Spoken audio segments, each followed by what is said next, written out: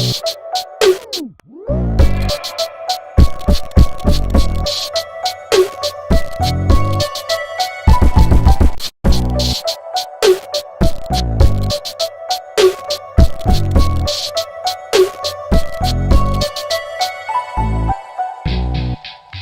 up? What's up? You're tuned in to another episode of Hustleman Show.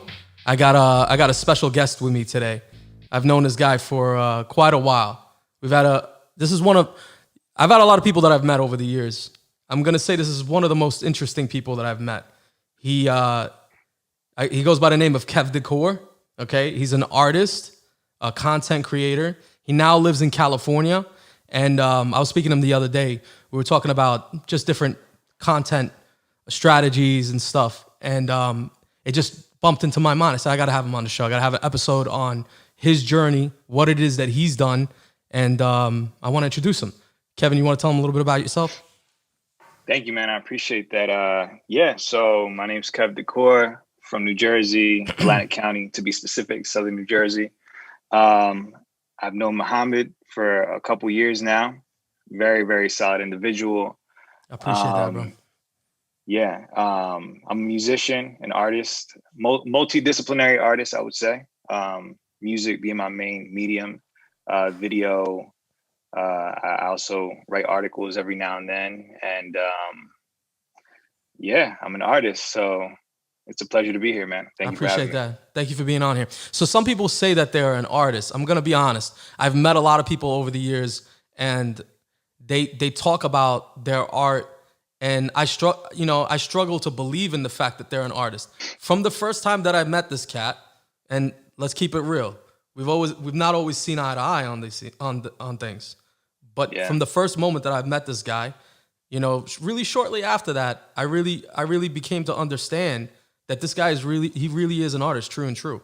And that creative eye really shines in a lot of the projects that you handle. So I want you to tell people a little bit more about what brought you into the music industry, when that decision was to go into it, right? When you're a creative, you're a creative. Let's keep it clear. That starts at a young age. But at what point do you go from like Kevin Adorno to Kev Decor? And when do you commit to the idea of becoming an artist? Like, at what age does that happen? Sure. And it's not your bad, but it's Adorno. just to Adorno, clarify. My bad. Adorno. Yeah. It's all right. It's all good. 15 years old, my family moved from Ventnor City, which is right outside of Atlantic City, to Egg Harbor Township. And around that time, I didn't have anybody in my neighborhood because the neighborhood that I moved into was a development. And if you know anything about the South Jersey area, like if you lived there, around that time, it was like a boom, I would say, of a bunch of neighborhoods with like new developments, new neighborhoods and stuff like that. So I went from being like living in inner city kind of life to kind of living in the sticks, in the woods. And I was just, bored out of my mind at a new high school, don't know anybody, no way of getting, to my friends. So it was around that time, and I had dabbled into music a little bit beforehand, but not in the way that I did eventually my freshman year of high school in this new town when, by chance, I found a beat making software that also allows you to record. And pretty much out of boredom, I started creating. And, I had been taking like band drumming in particular from 5th grade to 8th grade. So I kind of had that music bug in me, but I didn't really express it in the way that I was when I eventually started writing and putting like lyrics to like beats and stuff like that and making beats and all that. So 15 years old was when I decided like, this is what I want to do with my life. And then it took another 4 or 5 years before I realized like, okay, I'm like really, really about to do this, like with my life, I'm going to dedicate and commit my life to this no matter where it takes me, which was when I graduated high school. So you're 15 years old and you know that this is what you want to do. I just knew. And I don't know like what it was, about my own personality, but I just kind of always knew that that was just going to be it, you know, because you think about a 15-year-old, you don't know shit, you know, Yeah. like you don't know anything. So, but I just kind of had this feeling that I didn't contest in my own mind that was like, yo, like, this is it. Like, this is what I'm gonna do. So you're committed at 15. You know for a Yeah, fact this is what you're gonna do. So I knew for a fact. let me ask you this question. You said you got into band, you got into music. Did that all come naturally to you? You just picked up, you just understood music? The funny thing is that you know, like most people have musicians in their family, and they come from that kind of artistic, you know, familial background. But for me, I didn't really have any family that was like into music. I didn't grow up around instruments. I didn't have anybody that kind of showed me the ropes. I remember in fourth grade was the first time that we had the option to choose an elective in middle school. Um, so it was like everybody decided whether they wanted to do, like, you had to take band, basically. It was a band and something else. But for band, you had to choose an instrument. And for whatever reason, I just gravitated toward the drums, and I decided, like, yeah, I want to be in band, you know? Right. So from there, it did come naturally because I excelled really fast. And amongst my classmates in band, there was only like 3 or 4 drummers, which I'm still friends with those people to this day. But I got pretty damn good, like really fast. And then I kind of became the main like jazz band drummer, like playing the drum set, and you know, and that, yeah, just it kind of came to me naturally. But music, like as far as like writing and recording and all that, in 8th grade, me and my friends made like a mixtape dissing all the Margate kids, because we had this big beef, you know, Ventnor and Margate. And You I trying to don't know start a rap? how, but You I trying to figured start a out I rap could battle? record vocals. I never talked about this before. So like, I don't know how, but somehow I figured out that using Windows Movie Maker, Right. you could record audio through the computer microphone and lay it over 2 tracks. So I would record my vocals and then have like a beat that I would download off of like Kazaa. I don't know if you remember Yeah, Kazaa, yeah, yeah. and like Wares and all those programs. So that's when I discovered what an instrumental was. And I found those instrumentals. So me and my boys, we made a bunch of like diss tracks over some G Unit beats and shit. And that was like, it was fun, but it wasn't like the feeling I had, you know, when I was a freshman. And I was like, yo, like it felt more like an outlet at that time. When I jumped into it freshman year, it was like it was just pure. It was like, it felt therapeutic to me. That's dope. So this is Yeah. something you just put your heart into it. It's really Yeah, I you really knew. did, man. And I still have boxes, like shoe boxes, of all the sheets, all the notebooks, you know, stacks of notebooks. I used to write every day, like every single day That's in dope. school. Yeah, everything. Finding yourself at a young age like that, man. That doesn't normally. I didn't know who I was at 15. You know, Yeah, and that's you a know what? reality. Something that I realized is that I was really blessed, man. You know, because to know that young, that early, like what you gravitate to is rare. You know, Right. like you said, and I realized that, you know, because all of my friends in high school, they didn't know like what they wanted to do in college. They had no idea like what their like it thing was. And for me, I didn't know where it was going to take me, and I had big ambitions, of course, but I just knew, yo, regardless if this shit ever works or not, this is the only thing I could see myself doing. So you're 15 years old. You go into high school. You've committed Yeah. yourself mentally. Yeah. Most people are not committing themselves to anything mentally at that age. They're absorbing what their friends, their family, whoever around them is saying that they should be doing with their life, and they're making a shallow decision based on that. Right? That's what I Yeah. normally see because I deal with a lot of different age groups in terms of hiring and stuff. They don't really know what they Sure. want to do, but they've maybe sometimes committed to something which they're not really sure of. But you're Yeah. wholeheartedly into this. You know you're going to do this. You move on. So you go from Yeah. 15, right? Take me through going from high school to trying to follow through on this thing that you've Yeah. wholeheartedly committed on. So what's next after high school? So I don't know if you've ever experienced this in your own life, but and I don't know if you're familiar with Carl Jung. He's a psychologist, one of the leading figures in psychology, considered one of the fathers of psychology. He talks about the circumambulation, which is basically a cycle or a pattern that occurs in everybody's life. That is like the repeated hurdle that people. It's like that thing that you have to overcome in your life that keeps showing up, in one form or another, and it's unique to every specific person. So for me, I didn't realize this at the time, of course, but in hindsight, looking back now, I realized that what occurred to me with my musical passion later would reveal itself to be the circumambulation of my own life, which is that I didn't fit in with everybody else. And so I kind of had to, like I really wanted to, when I got to Egg Harbor Township, it was a very like creative arts kind of community. And like in the school, if you weren't a dancer, you were a singer or you were a rapper or like you were part of some crew, some clique. Like it was very like artistic, right? So when I got there, of course, new kid in a new town, no friends, no neighbors, you know what I'm saying? So I wanted to fit in and like figure out like what crew I could kind of like get in with or what friends I could make. And I loved how everybody was into something.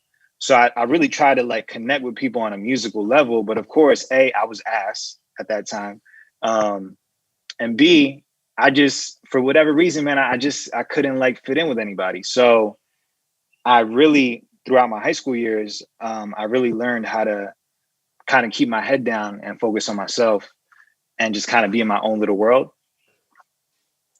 And then later on, I realized that that was going to be the pattern throughout my entire musical journey up until now, as we speak, still. Focusing on you. And focusing on you, not trying to be a part of what's going on if you don't fit in. And that's where my biggest triumphs came from. That's dope. So, So where do you go from high school? What's so next? from high school, freshman year, I was ass. I was terrible. I thought I was great though. And then like freshman year to sophomore year, I got a little bit better. Sophomore year to junior year, I got a little bit better.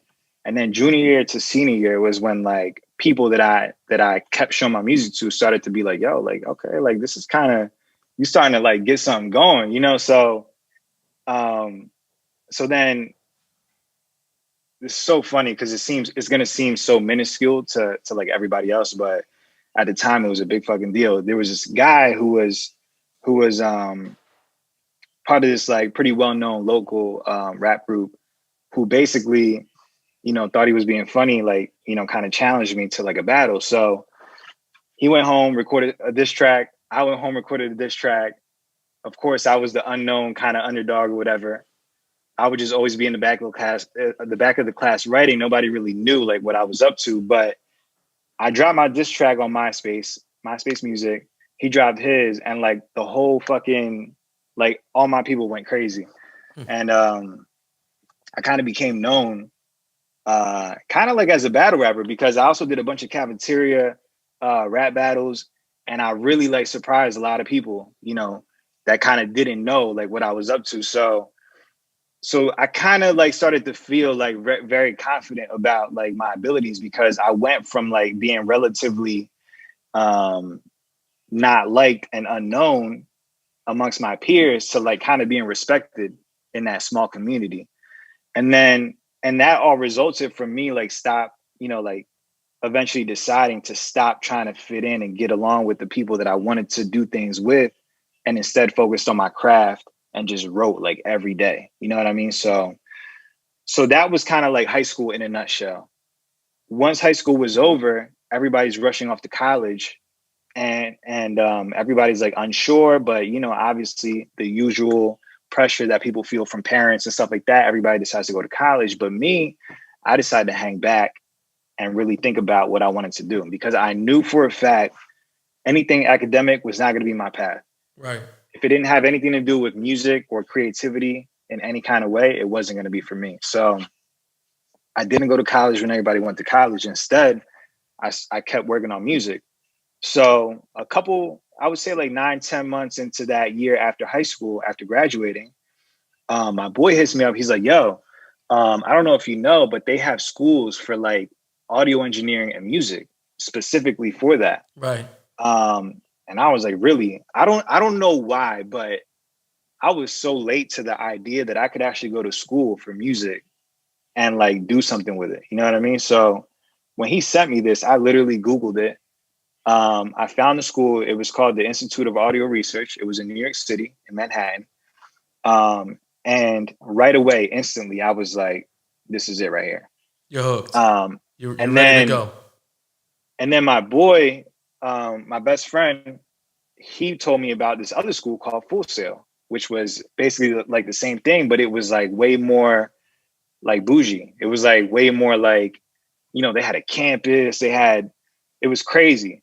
But IAR, short for Institute of Audio Research in New York City, was like more like small, more like gritty, but actually they were one of the first audio schools in the world. So and their tuition was way cheaper. So Wait, hold on one second. What's tuition for a school like that a year? so Institute of Audio Research was 16K. A year. Yeah, and Full Sail was like 67. Crazy. And increasing every year. Crazy. And how many years are you going to the school? AAR. IAR was IAR. 1 year. Yeah, 1 year. Full Sail, you could go, I think for 1 year, they had a 1 year program, but you could go for 2 years and get a bachelor's also. Right. At the time, I was like, it just, because of the money, it didn't make sense to me. So is this school, real quick, is this school an accredited school? Are you walking away with some kind of degree in audio engineering? So, so IAR, you don't walk away with a degree, but you walk away with a legitimate engineering and music production certificate. So basically, you can go work at any major record label or recording studio that's owned by a record label. The biggest studios in the world. You can go and show up, and if you have that, they consider that something that's legitimate. Sure. And academic. But the whole idea of it is that it's kind of like a trade school. So if you want to be a chef, I'm sure you can go to a vocational school and stuff like that and get that going. But so yeah, and then I like that aspect of it too, that it was like, wow, I can go for a year, get all the training I need, and either go work somewhere, close to this, or just use that knowledge for myself, for my own craft. And so the whole purpose of it for me, though, was I'm going to go here to learn how to do what I need to do for my own music, not because I want to work for somebody else as an engineer. You know what I mean? So, so, long story short, we go. My mom, this was like a big moment. So I've had two major moments in my life and in my career that I felt like were like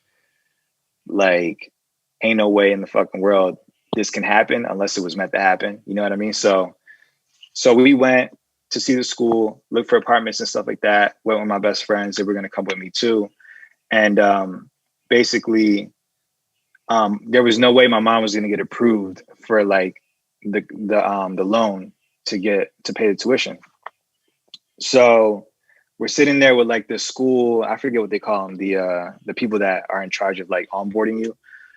So we're sitting there with him and he's like, okay, so we're going to do a credit check. And because it wasn't like a big school, there was no FAFSA, there was no like aid, you know what I mean? So It was like, you got to get a credit line or nothing. Right.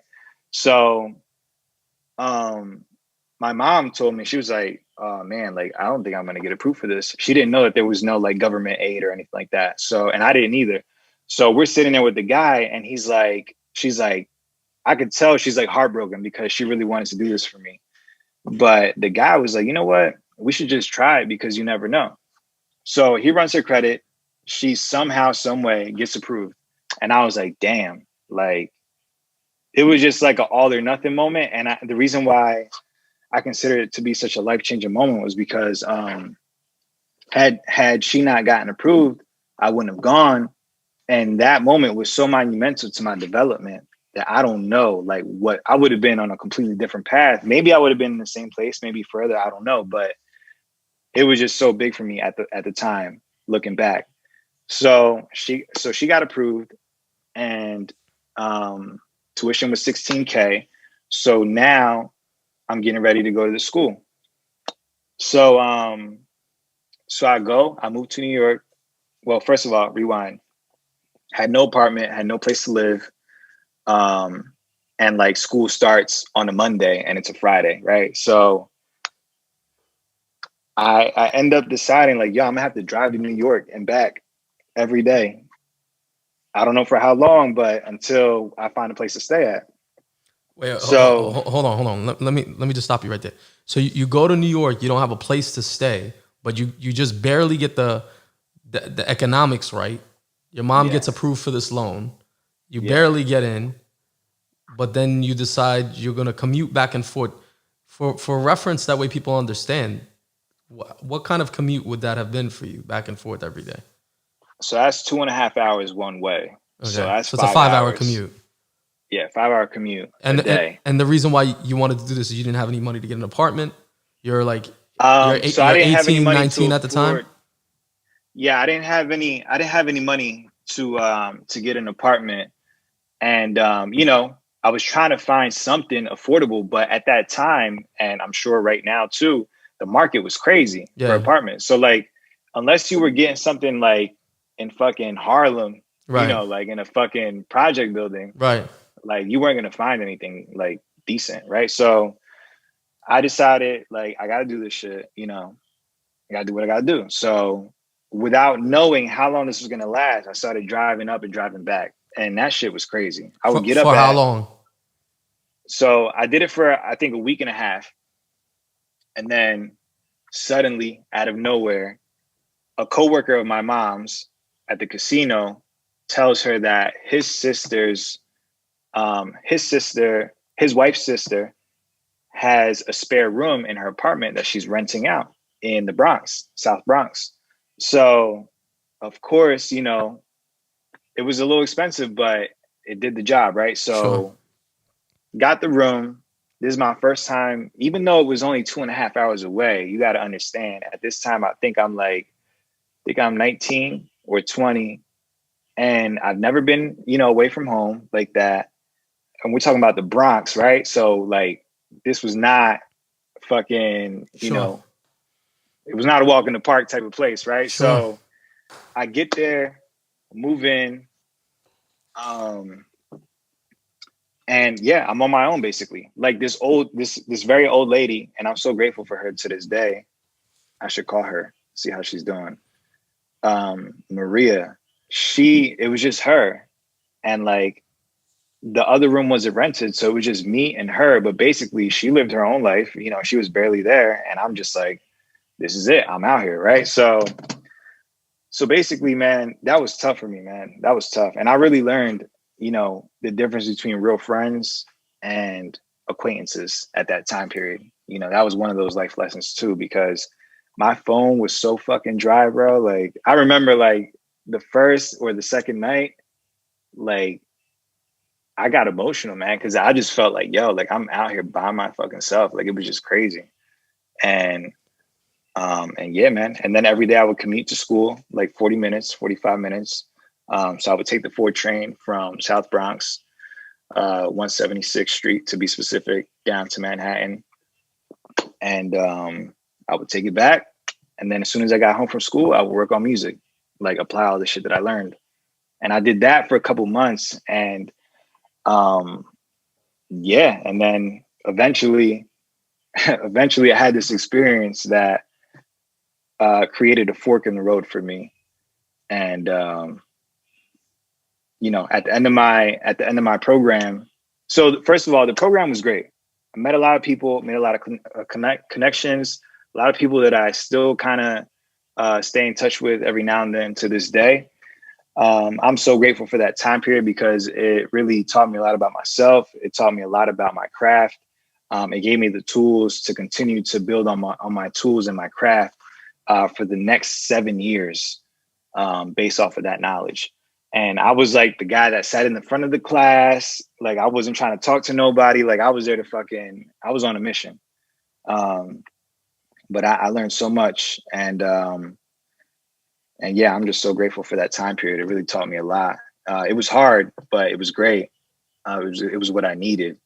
And at the end of that program, my apartment had a bed bug situation, which was embarrassing.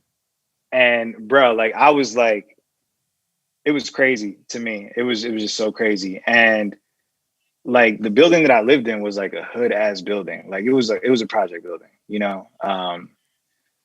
And I don't know. I Shout out guess it to the was bound to Bronx. Shout out to the Bronx. for real, man. It was like it was crazy, man. But that shit shook me up a little bit because I didn't have any money to like get anything exterminated. Like it was just like it was rough. And at that moment, I decided, like, you know what? I'm either gonna stay here and work at a studio, which is what I don't want to do ultimately, or I'm gonna go home and build something. And so I made that hard decision and I went home. I finished my program, I graduated, it was like, you know, one of the top in my class. And yeah, then I came home and I got right to work with saving up some money and building a studio in my mom's basement. So And who finances that? so I was working at Starbucks in New York City, right? I was a shift supervisor there. I transferred to a Starbucks in Atlantic City. So as soon as I got home, I was working in Starbucks. I literally saved up every fucking paycheck for like, I'm gonna say months, but it was like 3 months. Um, and then my mom knew somebody who knew somebody that was kind of like they would lend money, you know what I mean? Sure. So not my mom, let me take that back. Somebody knew somebody that, you know, they lent money and stuff like that. And it was, you know, friend of the family type of thing. So I ended up borrowing a couple $1,000s, combined that with my paychecks, and that together went all the way in and built this studio. And when I say like, you know, and you know, I also had my best friends, which also ended up being my musical partners. We started a label together called Locale Music Group. Shout out Michael Luna and Lunatic. You know, we together, you know, we chipped in, you know, here and there. You know, we painted this shit. Like we really like built this shit. You know, so we hired a contractor for dirt cheap. They built the framework and everything that I designed. And I applied the knowledge that I learned from my studio building class at school in New York City, to like build this thing to like, you know, industry standard. It was in my mom's basement, but this shit was like industry standard, you know, as industry standard as you can get it with the amount of money that we put into it, which was, you know, a good amount of money. How much money does it cost to build a studio that you would consider a good studio to work out of?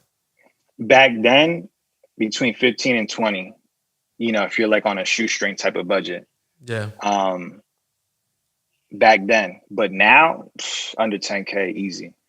Because the equipment is different. It's a whole different game. Yeah, it's a whole different game now. Yeah. I mean, I'm rocking like under 10K right now in my apartment, and I'm getting, you know, Great industry quality. standard.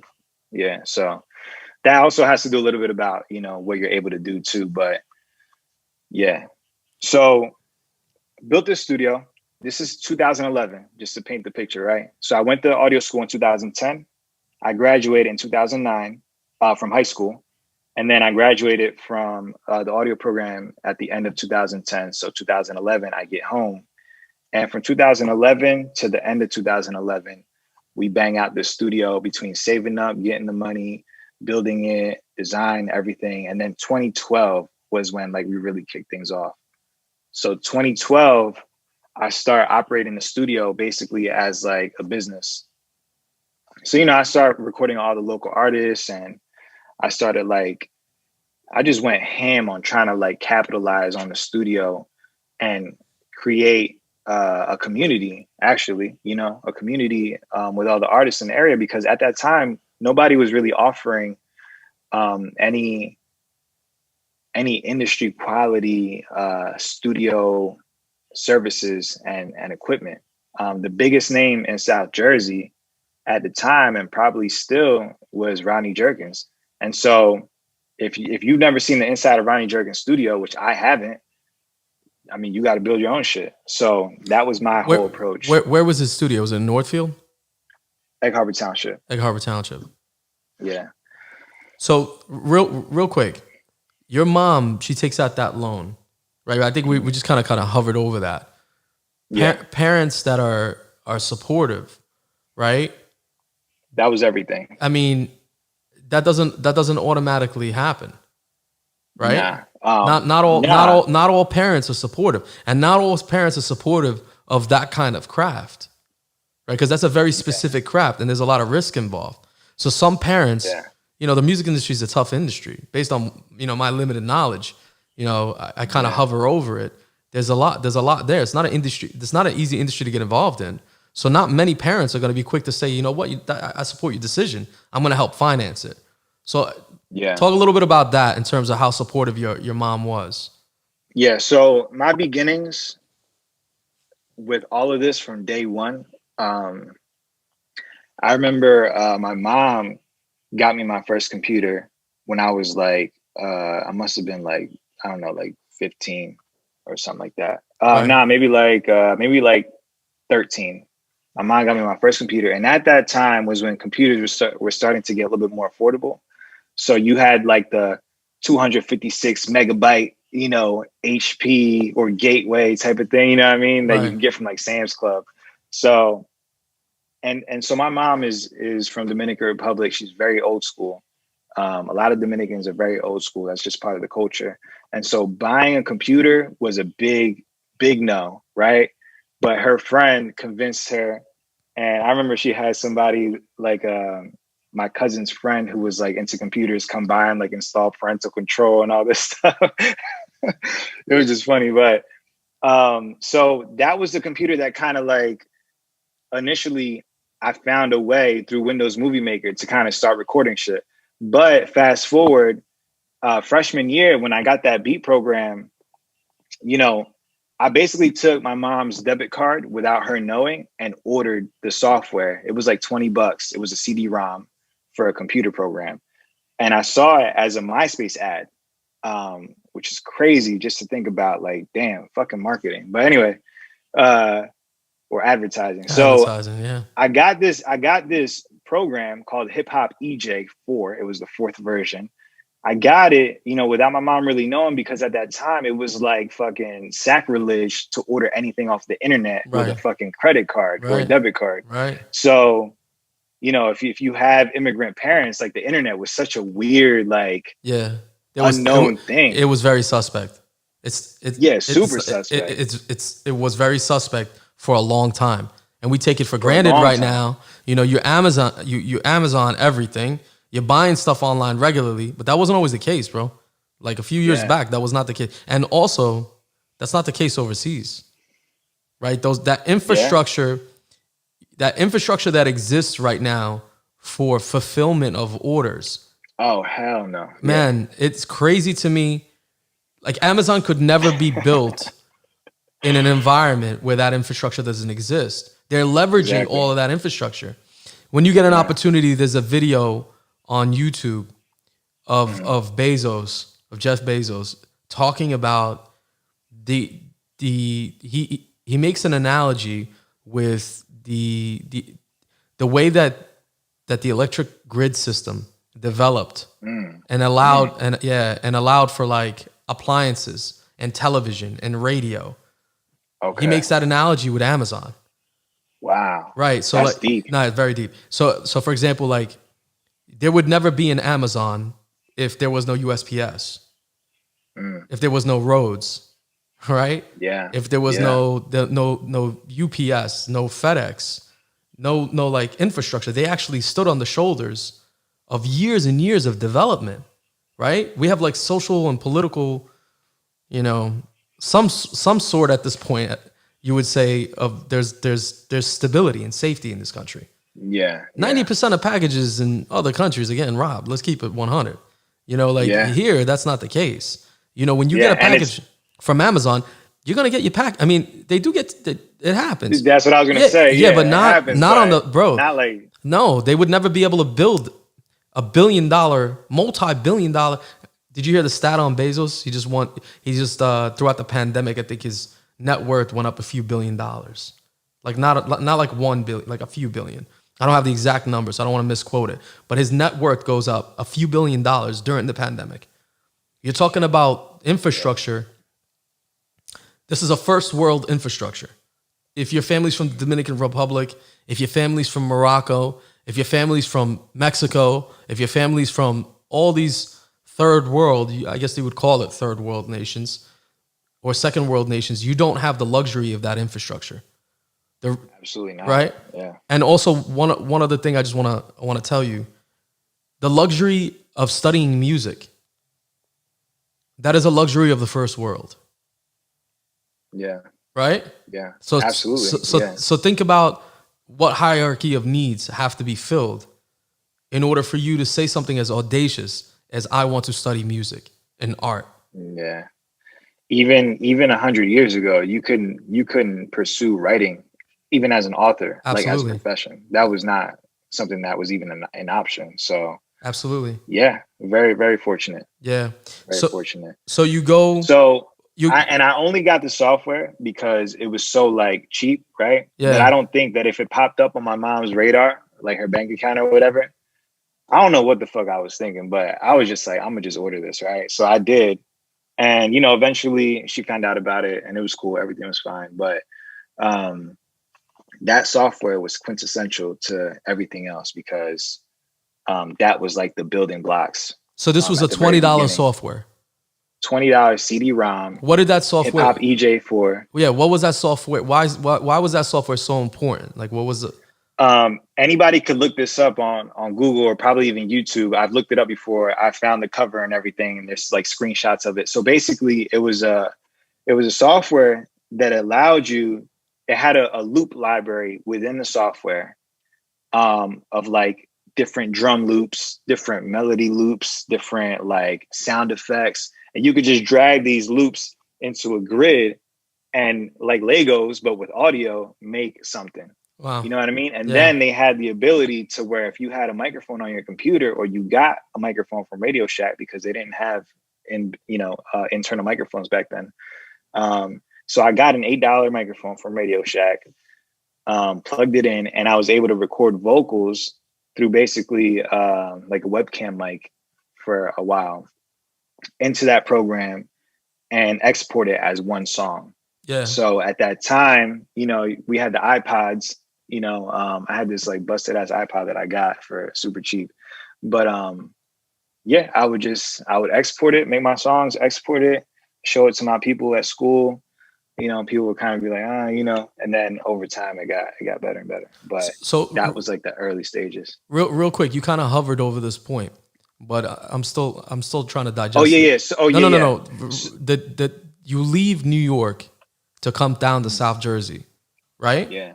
So New York at the time, bro, if you're talking about early 2000, like 2010, 2011, that's when, right? Yeah. Yeah. What was the music scene like over there at that time? Man, rich. It was definitely rich. So then the next question to that is, if it's a rich music scene, why do you decide to come back to South Jersey? Because South Jersey is not really the mecca of music at that point, right? You would think that if I want to be an artist, right, like I would go to California, like you ended up doing, or I would go to New York because that's where music is popping. So what makes you say like, you know what, this is the richest music scene on the East Coast?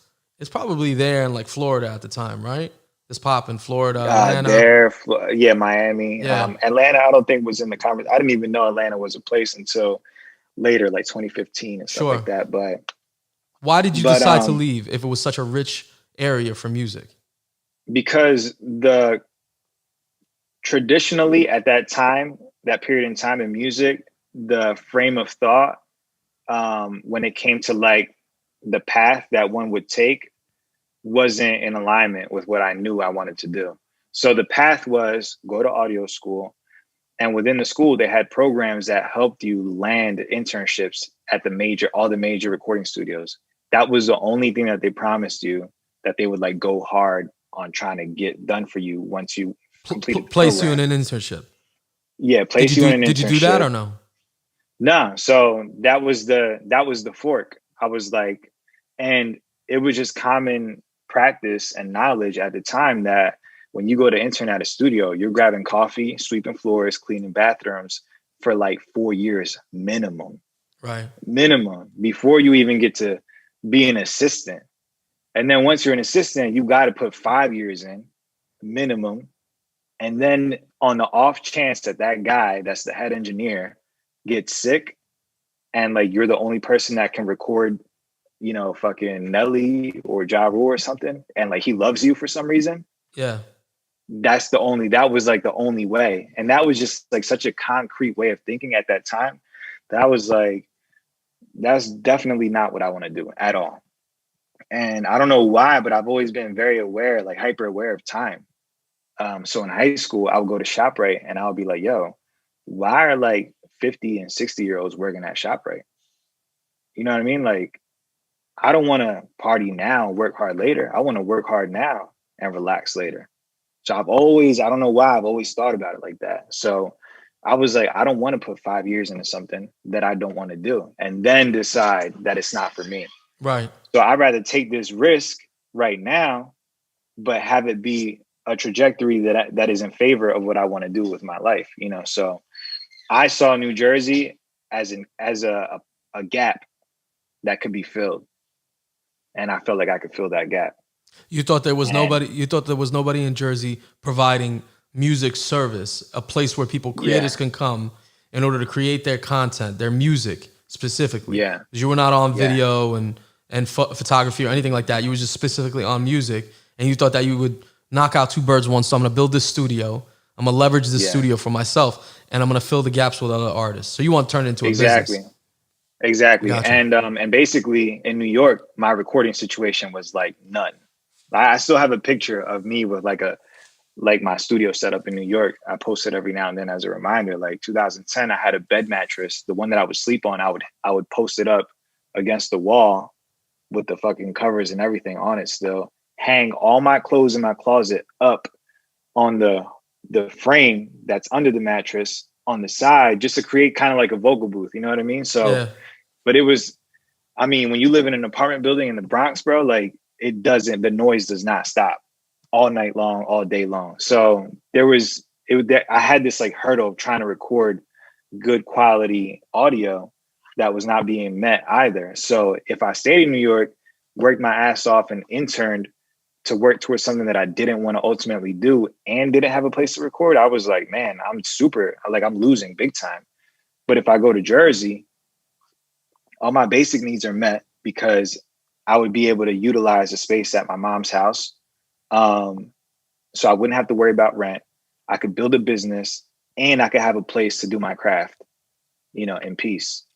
And I feel like, you know, sometimes I'll have a moment where I reflect and I'm like, damn, what would life be like if I stayed in New York? Right. And why I go back and I say, there's only been 2 times when I've had these like super big moments in my life that I think about. So New York was one of them. And it was that moment of me deciding to come back to Jersey.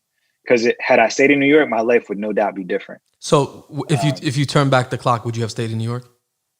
I think about that all the time, but nah, I would have made the same decision because I feel like it was the right decision to make because of where it's gotten me in relation to what my goal has always been, my dream. I got you. You know. So my dream, you had a different trajectory. If you would have stayed in New York, you would have become an engineer. You would have been an intern, and the grind would have been a very, very long grind for you to do something that you didn't want to do, anyways. Yeah, and for some reason, I was just tapped into my inner guide in that way that I just knew like that just wasn't going to be a happy path for me. Even if it was close to music, it wouldn't be in the music the way I wanted to be in it.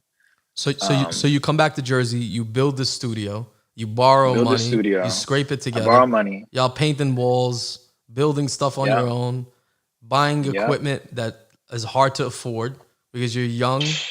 You know, you don't have a rich uncle that's just handing you cash and saying go do what you want. Yeah. So take me through the next few years before you decide Mhm. I'm going where the action is. Before I jump into that, two things. Like at that time, I felt like the universe was like really like, yo, like this is you right now, because it just so happened that some of the gear that I needed, like the way that things came about, man, was so crazy. Like this guy was liquidating his studio in North Jersey at the time when I was looking for a microphone and a preamp. And the microphone was 4 grand retail price, and the preamp was like 225, like 2200. And so I definitely did not have like 6K to put up, for that. But this guy sold me the mic and the preamp for like 2300 off of Craigslist. Brand new. Bro, I still got that microphone. Still got that microphone. It's my baby. Like I still use it. It's on every recording that is online, period. What is Well, that? What is up that until quote? recently. What is that quote in The It's a Alchemist? What does it Oh say? yeah, the universe conspires. The universe conspires. When you Yeah, the dream, universe conspires. when you dream, or Yeah. when you want something bad enough, the universe conspires to bring it to you. And I really learned something because at that time, when I was working at Starbucks, I was saving up every check. It was like $500 checks, just piling them on top of each other, piling, piling, piling. But it still wouldn't have been enough to get everything done. But somehow, some way, like everything just kind of like, I was so focused on this shit, bro. Like everything just kind of morphed into being in the right situation to accomplish that. And so that was a huge lesson for me. And this is way before I read The Alchemist, but it was a huge lesson for me that like when I focus on things and I'm fucking determined, I get them done. Um, so I wanted to point that out, is that like, when people go in and they bet all their chips, man, I really feel like if it's in their heart, like it'll happen. Um, and so my mom, for whatever reason, has always been super supportive. And she originally was always that parent that was like, oh, you're going to be a lawyer, you're going to be a doctor, because that's the American dream, especially for immigrant families. When they Sure. come to the States, it's like, yo, you got to get the top, most secure, best, lifestyle. So whatever career aligns with that, that's what you got to go for, college and everything. But for whatever reason, when I started to drift towards music and the creative arts, my mom was like fully on board. She was like, of course, I would love for you to be a doctor or a lawyer, but if this is what you want to do, um, I support you. Man, that's And crazy. she's always been, I don't know why, but she's always been super supportive. One of my biggest fans, even though she don't even understand the English music that I be making, but um, she's always been like my biggest fan. And to this day, like I talked to her earlier today, and she's just like, she knows I'm working hard as fuck right now. And she's like, yo, like, stay focused. Like, don't worry, everything's gonna work out. Bro, And that's 100% a blessing to have a parent it like is, that. man. It is. I know I'm lucky. I know Yeah. I'm lucky in that So regard. when sometimes a lot of parents of let's just say of like foreign descent, right? Like immigrant parents, right? They Yeah. project their life goals on their kids. Hmm. And then what I see is what they'll do is they'll project those goals on their kids, and if they have the audacity to dream, right, or they have to have their own dreams or their own life ambitions, they aspire to do something different. There's like a bitterness about it. They're upset Yeah. at you because they had to make decisions to put you in a position where you could succeed, and And that then you you don't didn't, take that. and then you don't they think that you're choosing to fail, where Hmm. you're thinking, I'm doing what it is that I believe is going to be the best Yeah. option for me, and they have a hard time adjusting their thought process for that. You're one of the lucky ones. Some parents, they kind of hold on to that grudge like indefinitely. That can become a hurdle. That can Yeah, definitely become a it hurdle. becomes a moot point for them forever. They just Yeah. they won't let go of that mental block that you chose to do something other than what it is that I thought you should have done. Yeah. And that's it's a tough, becomes a tough relationship because it limits that. It limits that Yeah. relationship for sure. And I see it in colleagues all the time. My contemporaries, I see how they struggle with the family aspect, which Sure. I'm like, man, that's not even a factor for me.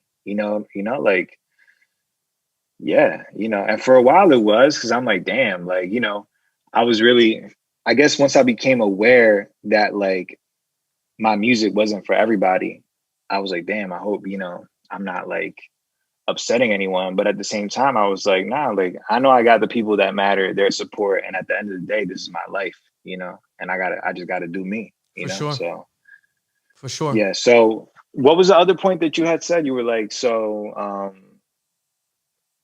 damn, you were like, so you build a studio, You built you guys, you build a studio and you decide to come back to South Jersey. You decide yeah, that New York, Brooklyn, the Bronx is not where you want to be. You borrow yeah, this money, right, to build this yeah, thing. What's the next few yeah. steps? Like, what is it that you're doing next? You're deciding to make this So a business. How are you yeah, monetizing it? How are you making this a profitable right, thing where your mom's not like, yeah, I just blew 16 grand on your education and you're out yeah. here just doing nothing? Like, what's the next step there? Yeah, so I basically started just going ham, like promoting like these little demo packages for like artists in the area. So I would be like, yo, we'll do a 5-song EP for like 500-600 bucks, or we'll do 8 songs for 800. So what are you So doing? I would do that. Are you master? Like, what are you doing? Explain that. Recording, editing, mixing, mastering, sending it out, them coming over to listen back to the mixes. Oh, they want their vocals up on this one. They want this down on this one, like everything, top to bottom. And as a result of that, I began to spend way too much time working on other people's stuff. And I felt that my own craft wasn't getting the attention that it deserved, from myself. So I was doing like 12-hour sessions. Like people come in at 12, don't leave till 1, 2 a.m., just to get a $100 payment, and we got 3 more tracks to go. You know what I mean? So like at a certain while, I would say like a year and a half into that, it began to become clear to me that I wasn't doing it the most efficient way. And so what I did was I started to scale back on how many people I would let come to the studio to record, even on a single session basis. So I would start to limit myself and be like, yo, I'm only doing 1 session like in a day, and I'm only doing 3 sessions this week because I got to spend some time working on my projects. So there came a point, I would say this was like 2.5 years into that. So let's just go from 2012 to like 2014. 2014, I decided, yo, I'm shutting the studio down from clients, not taking no more clients. And that was a big decision at the time because I had so many people that relied on my services in the area because it was the most high quality services that you can get for that price point in the area. And yeah, I was actually kind of nervous about telling everybody. Like that's how big of a deal it was. So I was like nervous to telling everybody, like, yo, the studio is no longer, accepting, sessions. So I did that though. And that's when everything began to flourish for me. I worked on a couple mixtapes from 2014 to 2015. I worked on like 2 projects, and I had some before that in 2013 and 2012, but they didn't get that much attention like from me. So 2014, 2015, I really buckled down and worked on my own projects, and that resulted in Love Being Broke, which became a classic amongst my core fans. And I did that with myself, Vince Luna, Lunatic, and Michael Luna. We worked on that for months, and my manager at the time, Sean Baptist, which I connected with him. I connected with him by opening up for a rap group that was like really doing their thing in Philly. But basically, he jumped on board as my manager at that time, and we worked on this project. And this project came out like really good. I thought it was going to change my life. It didn't end up changing my life in that kind of way, but it was a big project, and it was like my proudest work up until from 2011. Everything was preparation for that project in 2015 when I released it. And to me, I still think it's a masterpiece to this day.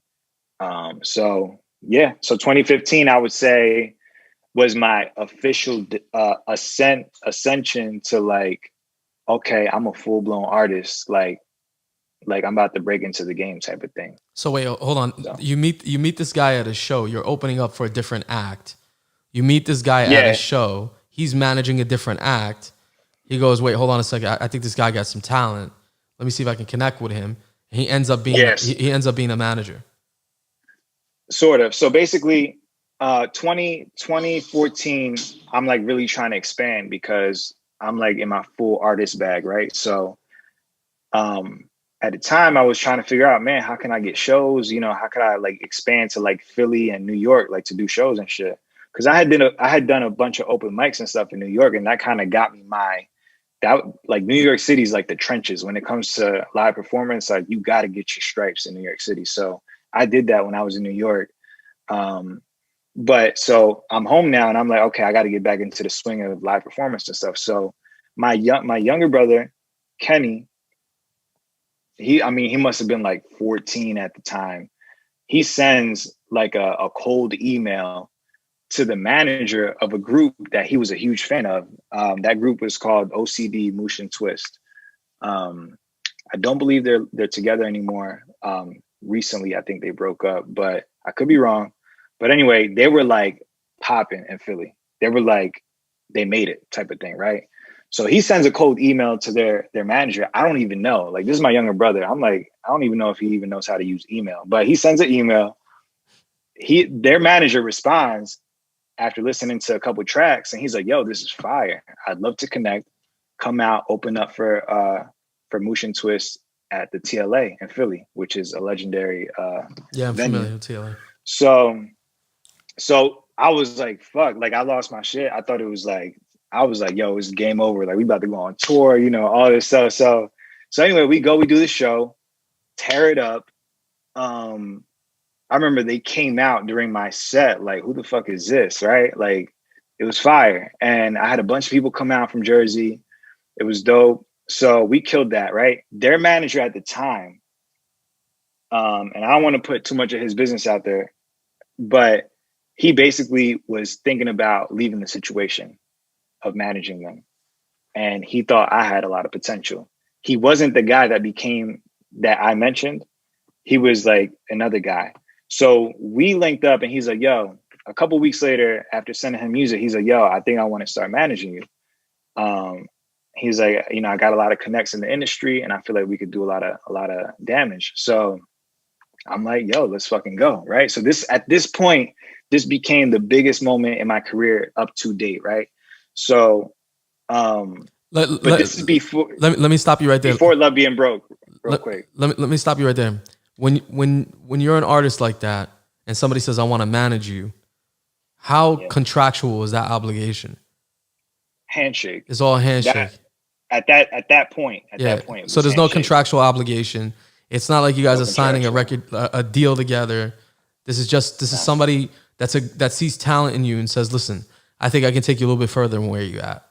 Yeah. The reason why it was such a big deal was because even though it was just on a handshake, he had been with those artists from bedroom days, I guess you could say, to like, you know, semi-stardom, where they were like doing their own tours independently, and they were like living off of their music type of shit.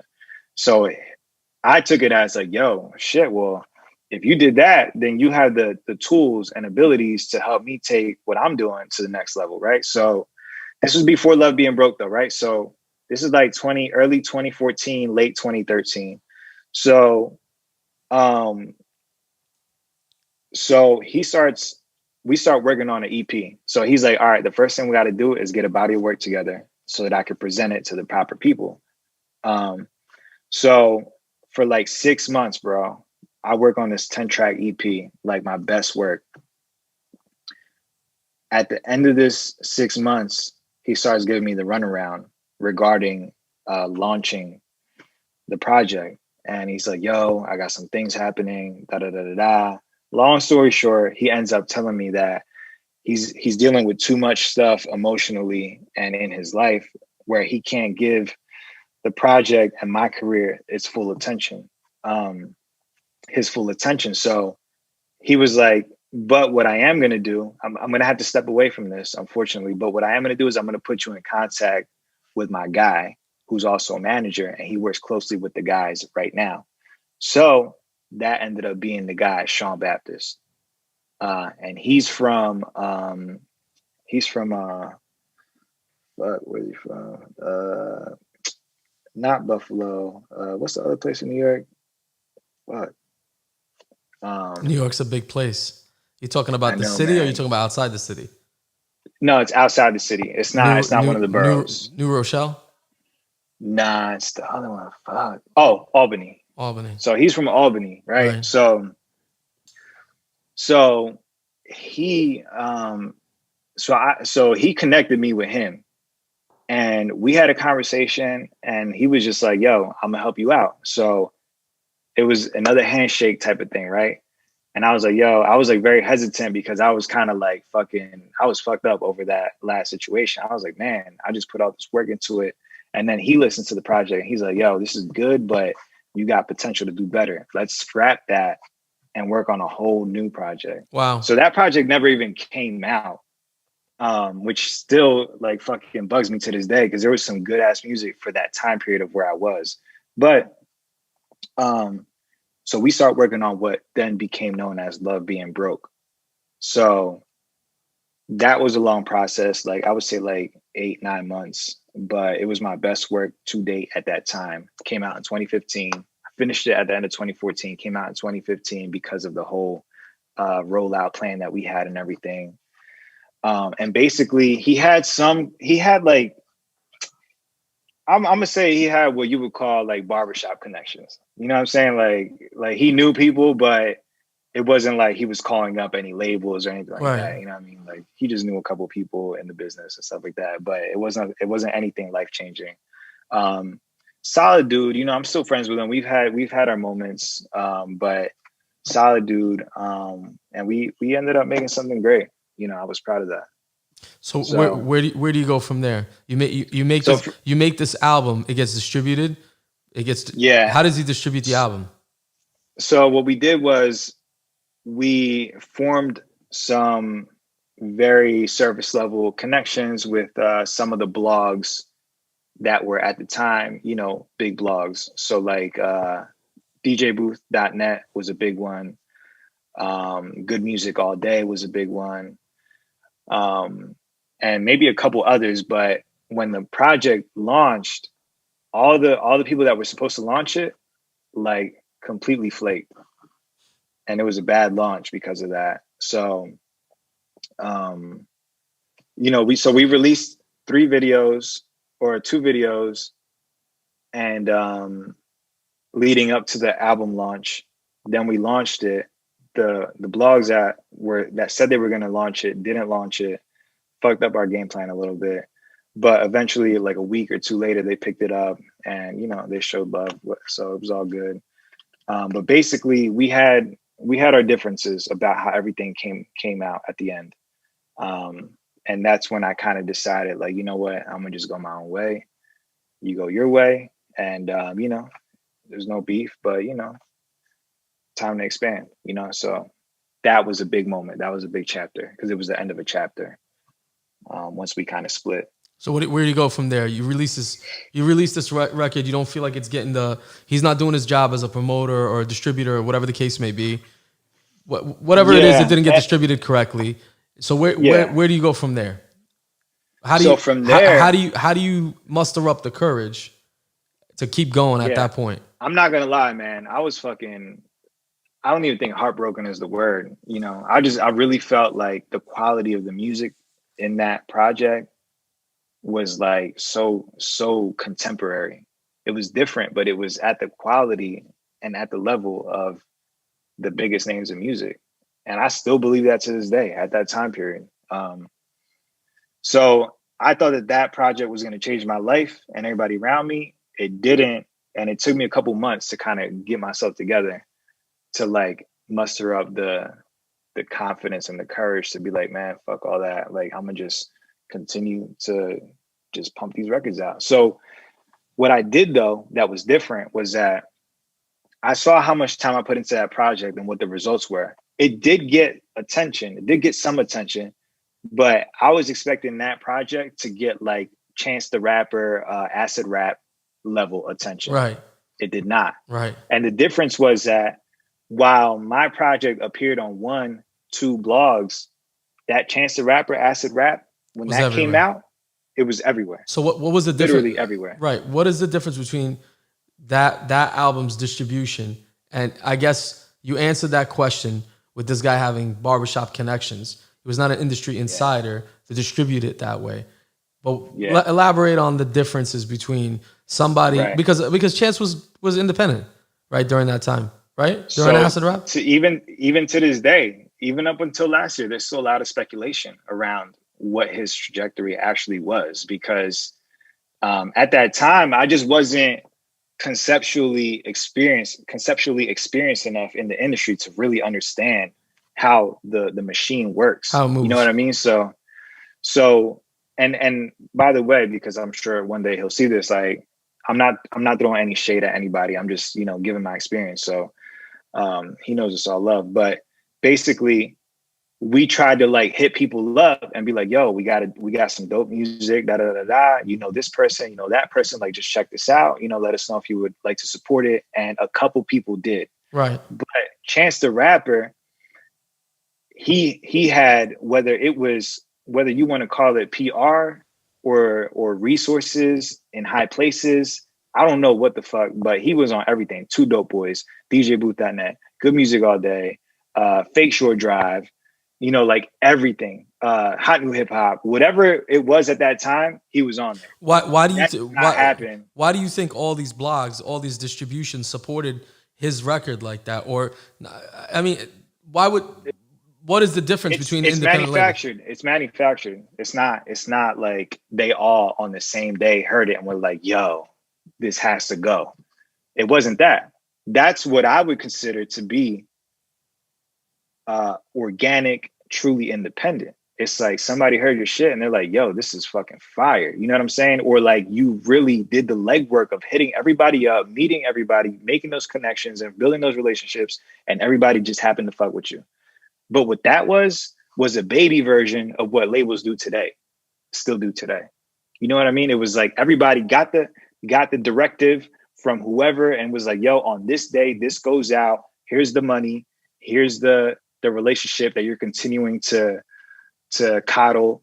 And this is the program for this day. You know what I'm saying? This airs after the Super Bowl on, whatever. Yeah. Well, that's how it works. So that's the difference. And I don't know if it was money, relationships, or whatever, but to this day, people argue that because Chance, has the family background of being in the president's, house and all this stuff. Like his dad worked for President Obama. He was part of the campaign and stuff like that. I don't know. I don't really want to get into it because I don't want to try to make it sound like I know what the fuck actually happened. But I do know from what I've learned over the years that doesn't just happen unless there's a machine behind it. It's distribution, bro. Distribution is a business. And so in every respect, distribution is a business. Yeah. So that was the difference, because when I play, anyway, I don't want to get into comparing, but I know my shit was fire.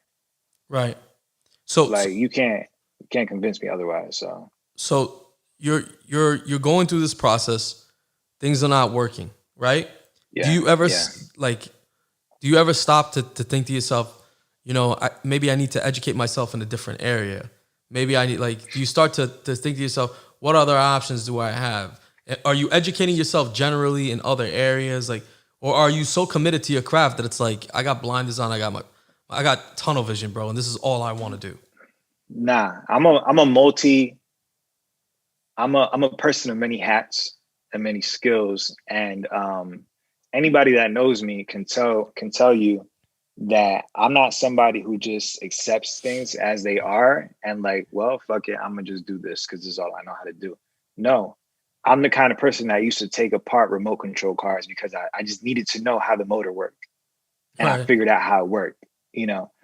I'm the kind of person that needs to reverse engineer things and understand how they work so that I can then apply my own methods to it. So I quickly became somebody who did their own fucking outreach, did their own, maintain their own relationships with the blogs, even after my manager, stopped, and shot my own videos, learned how to taught myself how to do video because I didn't have a videographer. Everything, remember the circumambulation that I mentioned by Carl Jung, because I didn't fit in and because I didn't have the resources to do a lot of things within my journey, ultimately, I had to learn how to do those things and get those resources from myself as opposed to other people. So, one of my favorite quotes of all time is necessity is the mother of invention. That is the theme. That is the theme of my journey.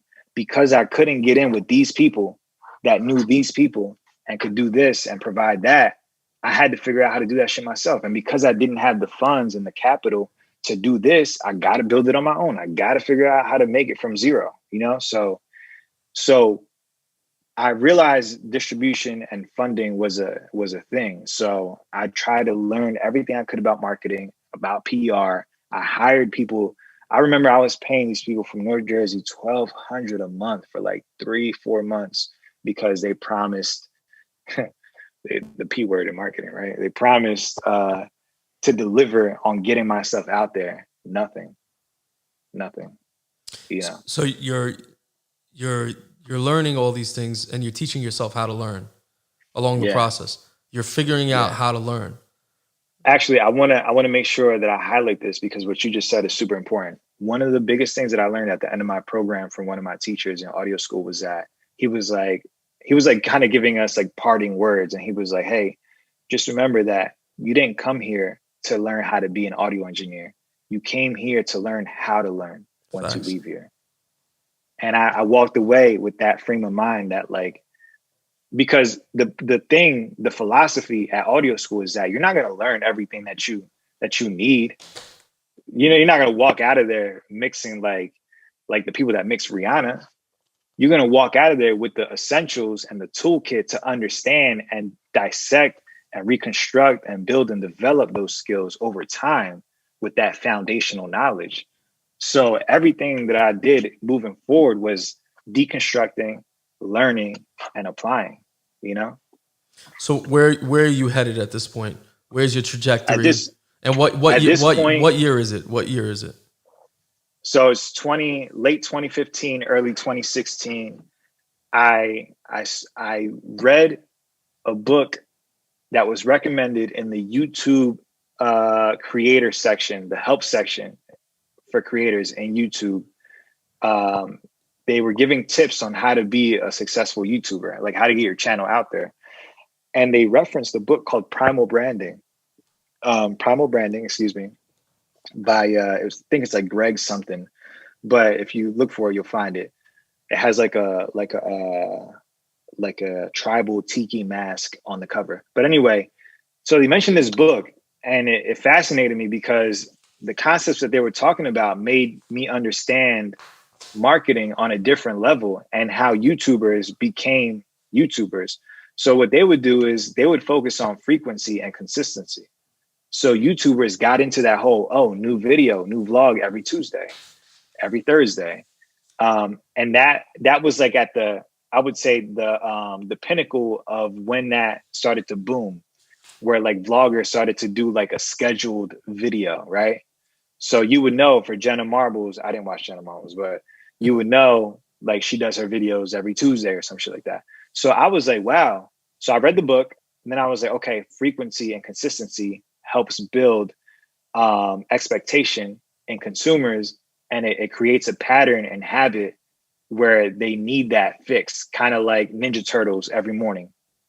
Ninja Turtles coming cartoons every morning. Yeah, exactly. So that theory kind of lit up a light bulb in my head. So 2016, I start releasing a record every week.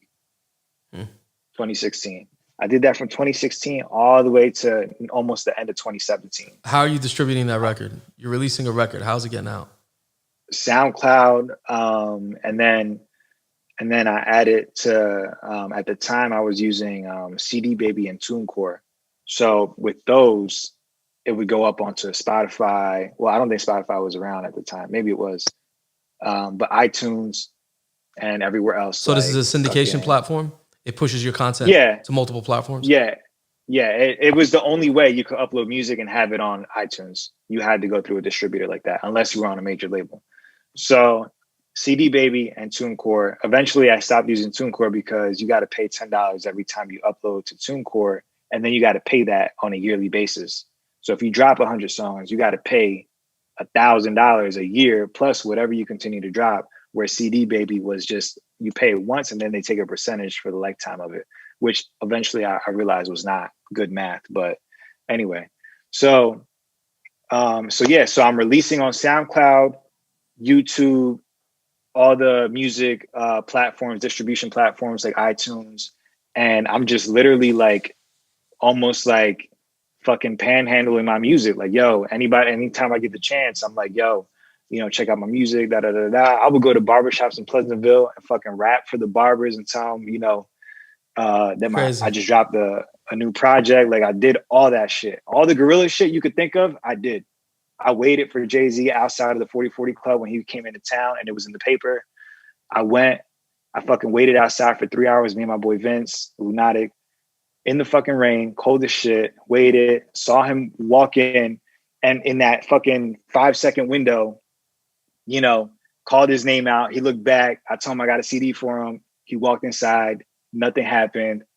I did like all the crazy shit you could think of because I was always that kind of person that was like, yo, this person is going to be at this place. Nah, I'm waiting outside. I don't care if it's for 8 hours. I'm gonna tell them what I do and I'm gonna show them what I do. And I always kind of thought that would be the moment that everything changed and everything came together. I don't know why. I always thought that was just a narrative that I had in my head of how it was going to happen. And to be honest with you, that narrative stayed with me up until like last year when I finally woke up and I realized like, ain't nobody gonna change your life for you. You got to change it for yourself. Facts. So this is 2018 now. Yeah. You're so 2017. I'm still releasing a song every week, right? Mad Records out, and then I have a conversation with a friend who is traveling the world as like a group trip thing that he was doing. So he comes back from like Prague, and I met him through a friend. He comes back from like Prague or some crazy place, and he's in town. And it just so happens that his hobby was music. He built the studio in his house and everything. It was legit, but he was just kind of more of a hobbyist. But he was like, he came by the studio one day when he came into town. He was like, yo, like, I feel like you've done everything you could possibly do as a local artist in this area. I feel like you've hit your glass ceiling.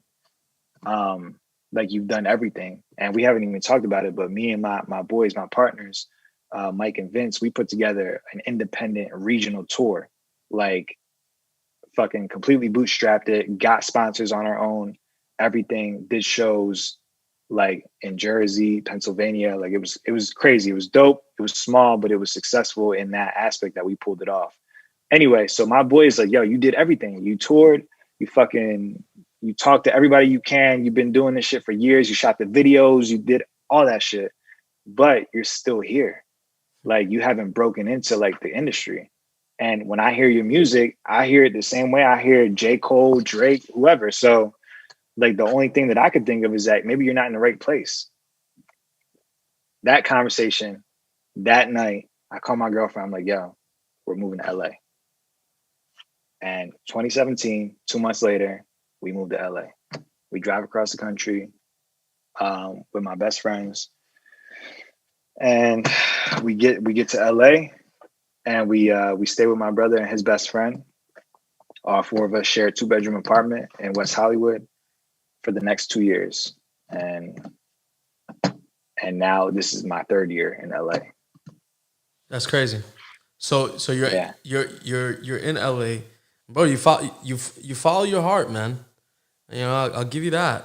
It's not easy to do, man. There's a lot of along the way of trying to build something, man. There's a lot of reasons to doubt. A lot of people kick you, Yeah, man. And some people do it like a smooth kick. They don't kick you with they don't kick you with like a karate kick to the head. They just kind of kick some dust on you along the way, and that's a hard situation because you see that you're not having the success that you want. I can only imagine going through a situation like that. You're given all this time, all this effort, you committed yourself, and then you say, you know what? I'm gonna drop everything. I'm gonna pick myself up, and then I'm gonna go like literally to the other side of the country and Yeah, start yeah, there. it was crazy. So I sold everything. you sold everything. Yeah, I sold everything. Because I had left my job, my regular 9 to 5. I was working security, front desk security at this condominium in Ventnor. And I was so fucking over that place. And I felt like it was like sucking my soul out of my body, being there, wasting my time when I knew I had so many other abilities and things that I could be doing with my time. And so eventually I mustered up the courage to like put in my 2 weeks. So I did. And I told everybody like, yo, I'm gonna leave here to tour around the country and fucking blow up. And, we put together the little tour once I left, but I started to struggle with money and that shit was hard. And that's around the time that you and I kind of like started to connect on a business level, and a creative level. And I was under a lot of different pressures, but basically my Love Being Broke project is based around the concept that I kind of knew my family was in a lot of financial trouble. And my biggest fear was losing the studio. That was my biggest fear. So when I made that project, I was so like in such terror that I would lose like the one place that I felt like was like hope, for my life, like the studio. Um, and eventually, after I left my job, did the tour, was struggling with money. Right before the LA thing happened, my mom was telling me that like, I think you should go because I don't know what's going to happen with the house. And so that shit was crazy. Like, I just kind of felt like it's like, I kind of felt like it was a kick, but it was like you're already off the ledge type of kick. Like, Yeah, so, even if you don't want to go, like you got to, you gotta go. so There's not gonna be anything for you to stay for. yeah. And, yeah, man. And, we did end up losing the house and the studio. Crazy. But everything happens for a reason, man. And, I think that it was like it happened at the right exact time that it needed to, because had I been in Jersey and that happened, I don't know what I would be doing, like, or how I would have managed to continue. Cause I wouldn't have a place to create. Um, so yeah, my girlfriend was super ready to like try something new, and she had her clothing line, and she was working on that. It was going well, and like we just kind of were like ready, so like we came out here, saved up a couple grand with selling everything, and drove across the country, got here, and that was the end of the New Jersey music chapter, which was a long one, and the beginning of the new chapter, which would then become the LA chapter, which we're kind of, I would say, in the middle of right now. Sure. So you're in LA. Yeah, I Yeah, would consider LA one of the top markets in music, right? LA and New York are top absolutely. markets in music, along Number along one. along with the South, parts of the South, right? Yeah, So yeah, for sure, for so, sure. so you're in LA, and what do you find in LA? Do you find that you're looking for that moment? You're still in a mindset where you're searching for a moment, you're searching for that chance, that opportunity, that moment, right? Mhm, So mhm. take me through that, and what's the next series of events? So I get to LA, and I was reading. I'm always like, kind of around the whole topic of like, okay, so things aren't working. What do you do? So my mind is always working on like figuring stuff out. Like I have a very like problem solving approach, the way that I think. So I'm always reading. I'm always digesting videos on how something works, like fucking website design or like whatever. Like I'm always learning. And one of the books that I was reading was around the concept of compound interest and compounding, and it's like that. that riddle that people ask. They're like, would you take a penny that doubles every day for 30 days? Or would you take $1 million? Most people choose $1 million, but they don't understand how compounding works. That Right. penny that doubles every day in the course of 30 days is over $7 million. Sure. You know, so It's the eighth wonder of the world. They call yeah. it, So they call interest the eighth wonder of the world, right? yeah, I've heard of that. For a Yeah. reason. A lot of people So a lot of people don't understand the idea or the concept for good or for bad, right? right, For yeah, good or for yeah, bad. for sure. They don't 'Cause it understand the can both concept. It can go both ways. So they don't yeah. they don't understand that in many different formulas. So you read this book and you're in Read this LA. book. You're in one of the I'm top markets. What is your trajectory at this point? So I'm in LA. I don't know what the fuck I'm about to do with all my music gear. How I'm gonna set it up. Me and my girlfriend literally live in a bedroom. Like, yeah, we share an apartment with my brother and his best friend, and that was a blessing in its own. But like now I'm like, okay, where am I gonna record? You know what I'm saying? So like I somehow finessed it, set all my shit up against the wall, whatever. Uh, and I start recording. Very uncomfortable. Going from a place, a creative place, and you know this because you have your own creative space. Having the ability to step into a physical place where It's priceless. it's meant and dedicate, It's bro, that is priceless. a blessing. Yeah. Like a blessing. So I had that for many years. So I went from that to, and I was lucky to have it for the time that I did. I went from that to like being in an apartment, people upstairs, people next to me, like it's Yeah. uncomfortable. I'm trying to get into my creative space. I'm like, I got people all around me. I feel crowded, You got to learn how to very create in uncomfortable. a different environment. Exactly. Very uncomfortable. But between that book and a vlog that Gary Vee had with Nipsey Hussle, rest in peace, where he talks about how he thinks the future is going to have an artist that releases a song every day because of the way that content is moving and the internet is progressing. Like there's no way to flood the market because the market is constantly in a state of flooding by like everything. Even if you're not dropping shit, 100 billion other Everybody people else. are. So Yeah. it's like, so the only way to break through is to be consistent and drop the most shit. So I take that plus the concept of compounding. And then I also heard something from my guy, Ralph Smart, Infinite Waters, who's a big YouTube channel on YouTube based around like spirituality and shit like that. And he talks about how his channel, can you hear me still? Yeah, I hear you. He talks about how his channel went from like 30,000 subscribers to over 100 because of compounding. I'm like, oh shit, like the universe is talking to me. So I'm like, I'm gonna go from dropping a song every week to dropping a song every day. Crazy. And I made that decision. And I was like, I can do it. At first I was like, nah, this is crazy. Ain't no way. But then I'm like, wait, I make the beat in a couple hours. I write the lyrics in like an hour or two. I record it in like 2-3 hours. I mix it and I master it. I could be done in a work shift. You know what I mean? So it turns out it's not that simple, but I started to do it and I pulled it off. And I would say that every now and then I would run into a situation where I would lapse, overnight, like pull an all-nighter into the next day. And that, that happened every now and then, which kind of threw my timing off, but it didn't change the fact that every single day that I woke up and opened my eyes, a new song was made. And that resulted in 281 songs. Crazy, Went bro. from the end of 2017 to middle of 2018. Where are these songs? Somebody wants to hear them. Somebody wants to. Where are they? They're on everything. SoundCloud, Spotify. So somebody does a everything. search for you, Kev Decor Yeah. on SoundCloud. They can find them. So Yeah. how are you, like, how do you live your life making songs every day? Like, how do you afford to live, bro?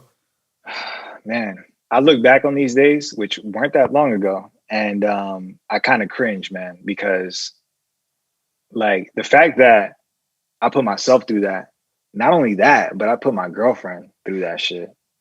I don't even know how she's still with me after that shit, right? So, Bro, that's I mean, that's the epitome of rider right there. yeah, man. Somebody sticks through you through that whole process. So how are you, like, how did you live? Like, how did you? Right. So for the first couple of months, I had money from selling everything.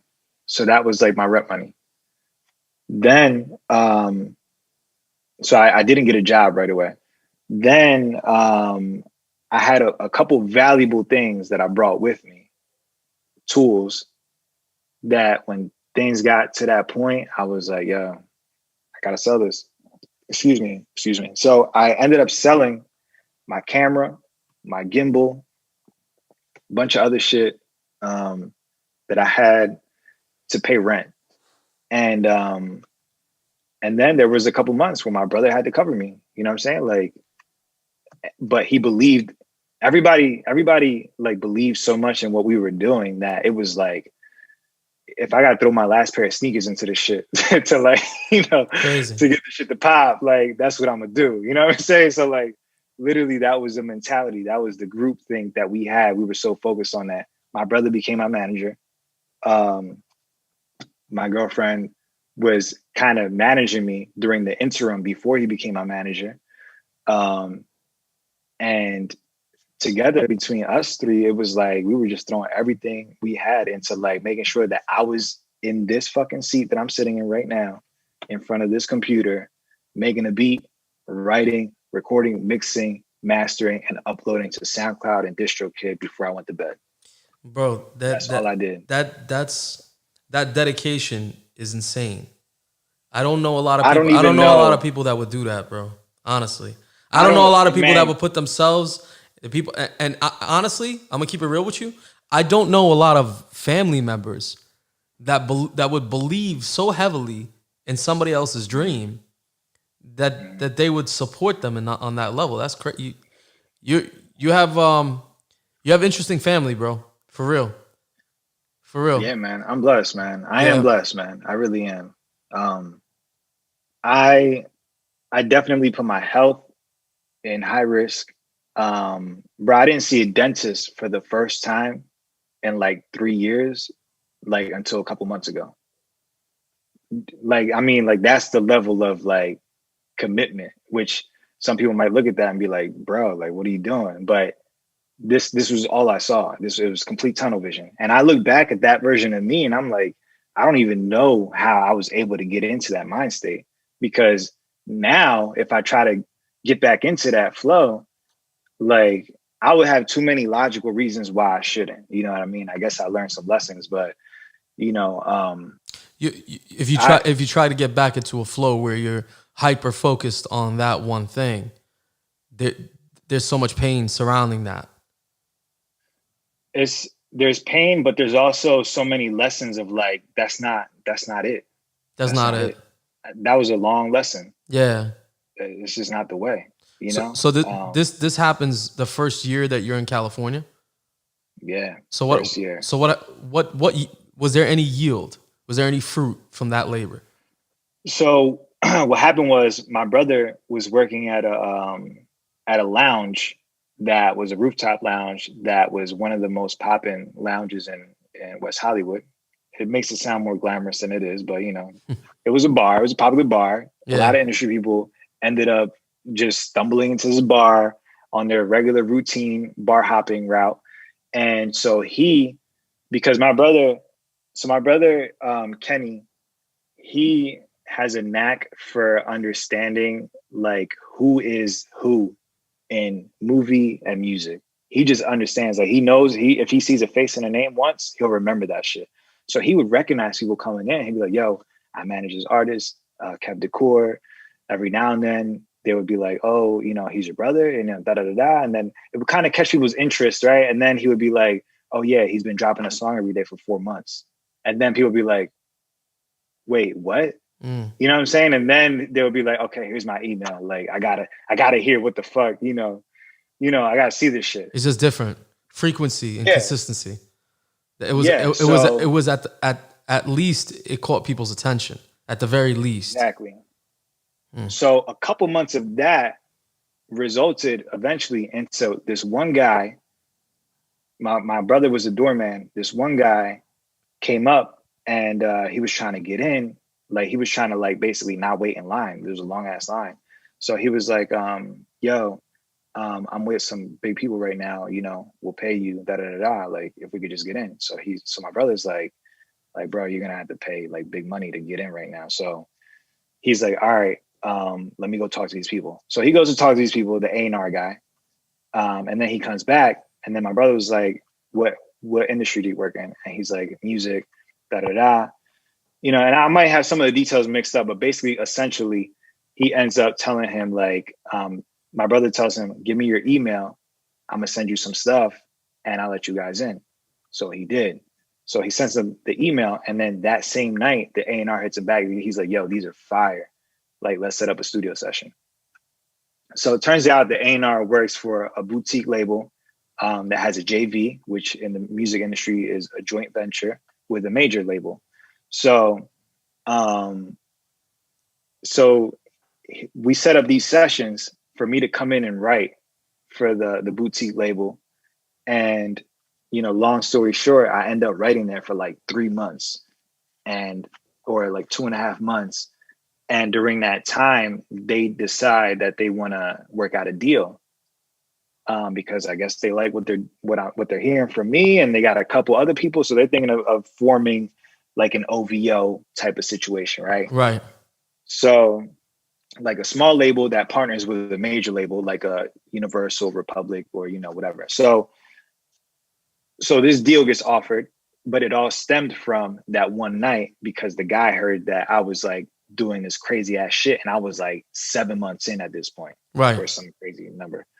So the utility of you putting out that frequency didn't have the intended effect, but what it did get was somebody else's intention. It got somebody else's attention. That's exactly what happened. And don't get me wrong, the numbers were going up and stuff like that on Spotify and all this stuff. And my brother was pitching the music to playlists. And, you know, this was around the playlist boom time when playlists became crucial and lucrative in the music business. So, you know, we were sending music out. We were running ads on fucking Instagram, Facebook. We were doing everything you could fucking do. But what ended up really putting things in a different level was that chance encounter. And that slightly different thing that made somebody be like, wait, you're doing what? You know, so that's how that materialized. And eventually I ended up entertaining the idea of this deal, got a lawyer, and we negotiated hard for like 2 months on the terms of this deal. And the day I was supposed to sign, I had a gut feeling. I woke up. I couldn't sleep. I woke up. I had a gut feeling. I was like, I'm not doing it. So that night, I sent the email and I was like, well, me and my brother, my manager at the time, sent the email and it was like, yo, like, I'm backing out. And the next morning, I thought these people were going to be fucking pissed because we spent so much fucking time negotiating. But the owner, the CEO, and the president of the label called me and were like, yo, like, we got to do this. Like, we believe in you. Like, and I'm like, you know, they were like, the only thing we built Rihanna, we built, you know, these people, the only thing we know is top 1%. Like, we can do that with you. This boutique label had those kind of names that they built? Yeah. Really? Yeah. Yeah. One of the people was Mark Jordan. He was Rihanna's manager and responsible for Rihanna becoming who she is. Anybody could look that up. Bro, to know that and to back out of that deal, what's going through you? You gave up everything. You don't have anywhere to go. Like what? Yeah. Like take me through your mindset on what like the like what's the thought process of saying that no, I'm not doing this deal. How bad was that deal for you to say I can't do this, bro? Like what is the deal? Man, I don't know what it's been throughout my life. I just kind of been really in tune with my gut, man. You know, like when I get this feeling, it brought me back to New York and making that split decision that would have altered the course of my journey and my life forever, but going with my gut and feeling like it was right, you know, and then going with my gut for LA and being like, damn, look at how far I've gotten. Look at who I'm talking to. Look at the conversations. Look at the phone calls. Look at the records. Like, I was right. You know what I mean? So like, and that was a gut feeling. So when I woke up and I'm like, yo, something about this fucking shit just doesn't feel right. It was a gut feeling, you know, and it was that same. There's a texture, there's a feeling, like a color to that feeling. You know what I mean? And I feel like only I can discern what that feeling is in my body. It's like my body has a certain reaction, and so when I felt that, I was like, nah, I can't. And then, real quick, a business partner of mine, when I first got into business on my own, I had a partner. I was like 17, 18 at the time, and he was 31. So I was like young, inexperienced. I had the ability to sell. I was good with people, but I wasn't really like matured, and like I didn't understand certain things. I didn't understand how numbers worked, how the money worked, a lot of that stuff, right? So one day, you know, we get into a situation where we're working with this guy and we're borrowing a lot of phones in order to sell these phones to customers. And we end up owing them a lot of money in phones to do that. And I go, man, I just don't have I feel like that this is not the right way to go. Right. And he turns around and goes to me, then we shouldn't be doing this. And I'm like, but what's the why do I feel like? He's like, man, there's a school of thought that goes by the thinking is this: your mind is processing so fast that all you're getting is an emotion, and that's what that gut feeling is. That you haven't deciphered the thought, you haven't unpacked that thought into what it is, and all you're getting is that gut emotion. Yeah, and it takes you a while to say, why do I feel like that? But that gut emotion sometimes is right. So for us in that scenario, it was definitely right. So you turn down the biggest deal of your life. Yeah. So take me through that. So I kind of, you know, I let them talk, and he was like, man, just like trust me on this, you know.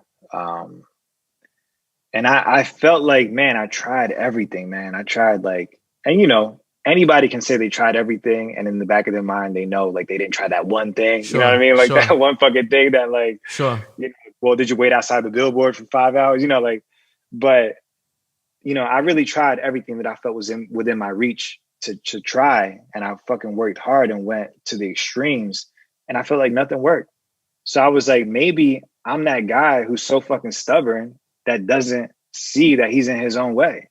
Maybe I need to expand, you know, shake hands and meet people. And maybe I need to listen to people that have fucking actually done this shit on a massive level and let go of the steering wheel for a little bit. And so that ended up being a decision that I took. And I was like, you know what? All right, man. In that same conversation, I was like, all right, let's do it. So you ended up signing with that boutique label. Went to Staples, signed the contract, sent it out, and that was it. Why didn't you want to do it? What was the reason? I felt that the terms didn't reflect their energy. What about the terms during the contract? What specifically about the terms? Like there was a distribution period.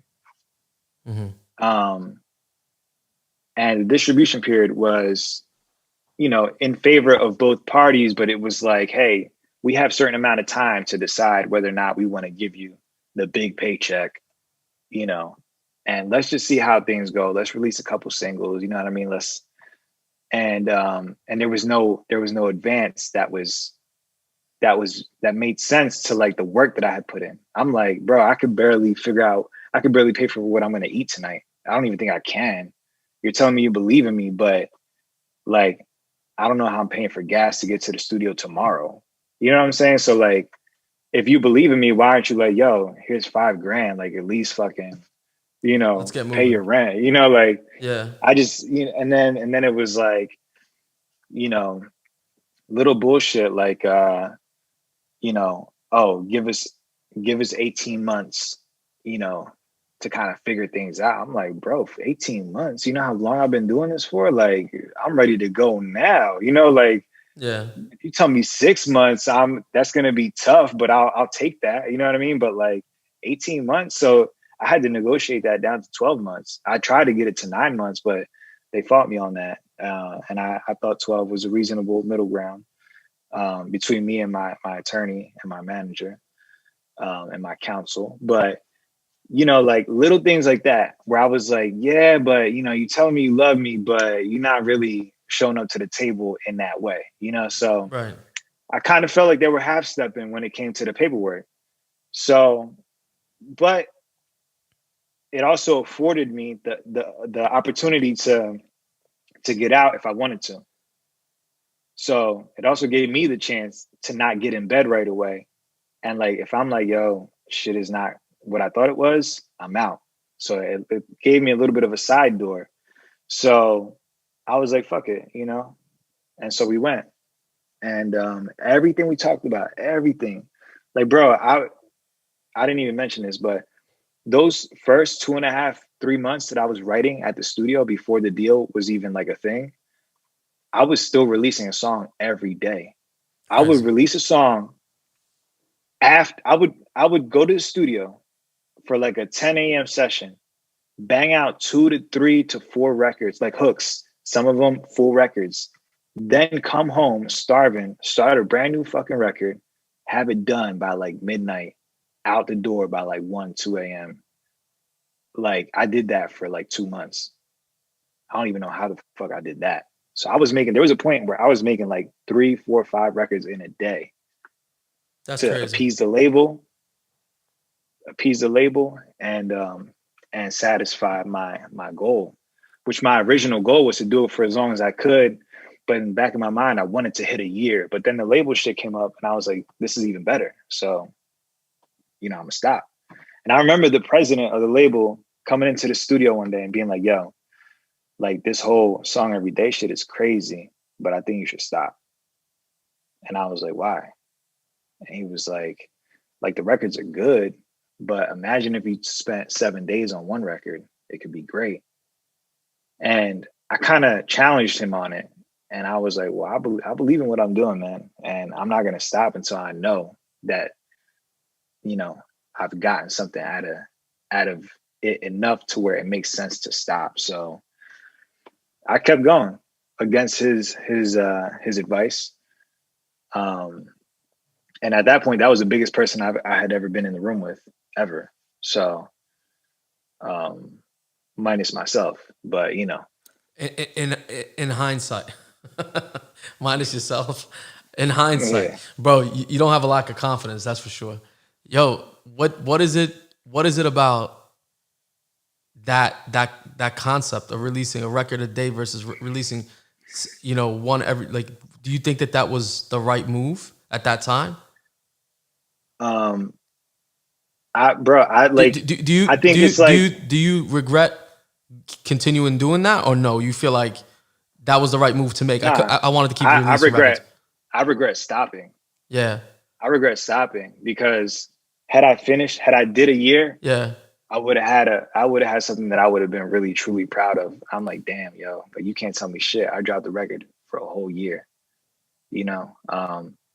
But I felt like at the time I was stopping for, you know, like I felt like it served its purpose. The purpose was in practice to hone my craft and dedicate myself, but also to yield a result. Sure. Because I felt like for the last 13 years at the time, because now it's been 15 years since I've been making music, but for the last 13 years at that time, I had been running through the jungle trying to get out.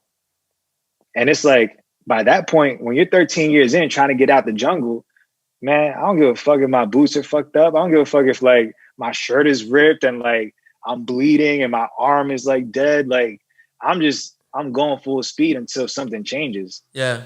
You know? So like that's how I felt, because I was almost like my body was just like almost like a zombie. Like I felt like a zombie. I was losing so much sleep and like I wasn't eating right. And then, you know, having issues with like the basic needs of like surviving, food, fucking my relationship.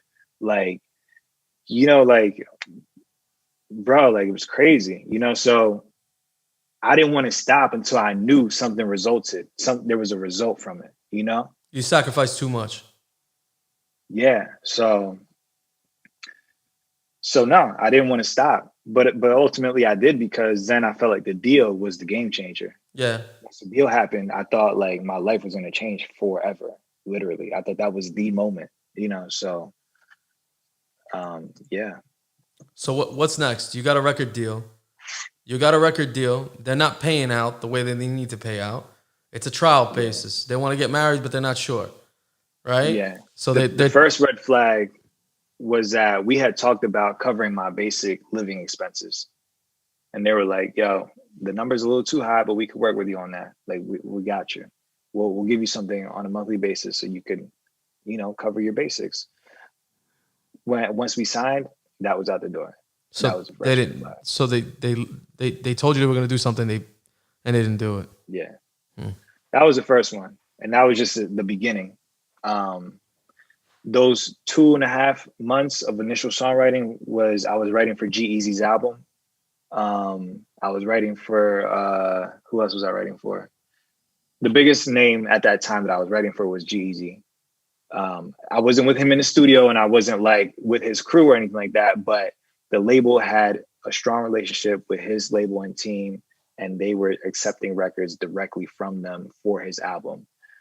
So I was writing with the intent, from the label and my perspective of like, yo, we're gonna place these records. Um, and you know, that nothing, never heard anything about that. So like I still got all the songs obviously, but I have like probably 60 to 75 songs that I made within that time period that are just sitting, like, because I recorded them to other producers' beats, which were names, bigger names at the time. And it was all because they were promising to get placements for those records. And that it benefited us when we were pitching them to have a bigger producer name attached to that pitch, you know, to that hook.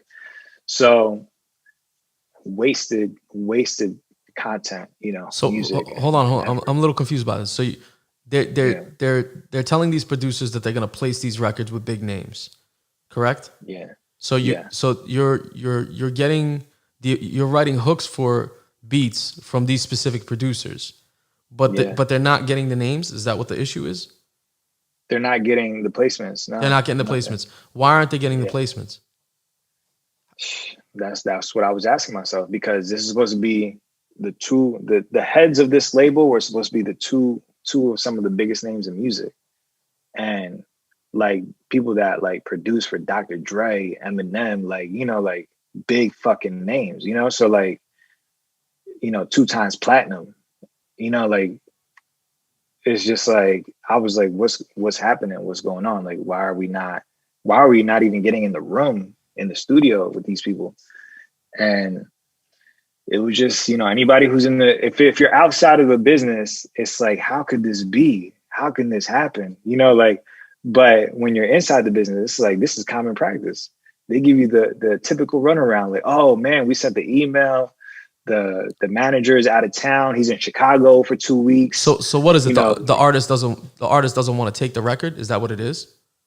I don't even know if the artists listened to the records, That's crazy. because they never gave me a, yo, he heard it, you know, he passed. Yeah, I never even got that. And yeah, that would have been a respectable thing. yeah, That's a common thing, yeah. you know, but I didn't even get that. I remember I was sending hooks out for Meek's album at the time.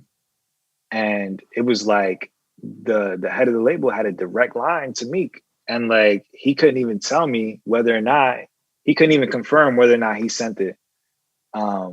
He just told me that they passed on his beat that he sent with ASAP Ferg on the hook, and like all this like crazy shit. And I'm just like, all right, because at that time, you know, the relationship is still new, so you don't want to like start stepping on toes and shit. You know, Right, like right, you right. you kind of got to like play the game a little bit. So, you know, I try to stay calm and collected, and not focus too much on that shit. You know. Yeah. So you're making all this music, is basically getting shelved. That's where you're at. Yeah, basically. Like Yeah, like like a lot of music, 78 tracks or something like that, right? yeah, So yeah. where are you at in this process? How far into your 1 year deal with the record company are you? So it wasn't a 1 year deal. It just had a 1 year period where once that 1 year was fulfilled, either party can decide whether or not they want to continue I understand. and move on to. So you had an And option to there's exit, an exit option. yeah. Um, so once the placements weren't kind of getting placed, the focus moved on to like, all right, let's start getting your singles ready. I had so much music that they were like, yo, send me a folder of like the best songs that you had before the deal that you want me to hear. And we'll see if we could rework them and re-release them with like some real muscle, like on a major release. Sure. So we did that, and we found a solid 15 to 20 records. Then we boiled that down to like a solid 12. So for like 6 to 7 or 8 months, I was perfecting and rearranging and like relaying down verses, like, oh, you know, this verse is tight, but like, let's redo this one. Like, let's lay down this hook with like different harmonies. You know, like I was taking direction because in my eyes, I'm like, yo, these motherfuckers know what the fuck they're doing. Yeah. And I've been trying my way for 13 years. Something ain't clicking. So let me try something else, you know, like for once. So I did all that, eventually worked on new singles, did all that. And then we picked like 3 or 4 records that we were going to launch as like singles for an EP that was going to have like 8 songs on it or some shit like that. And basically, man, that's where like shit really got messy because I delivered on my behalf. The music was there. Everything was great. They thought it was fire. Like, then once we started getting the details for the music video and we had the major label partner involved, which was Island Records, which is under Universal Music Group. Once all that kind of like came together, it was like when things really started to fall apart because I started to realize all the holes in the shit that they promised and what they weren't delivering on. And so that's when I started to become like, oh, okay. What what's really happening here. What were those holes? What were the holes?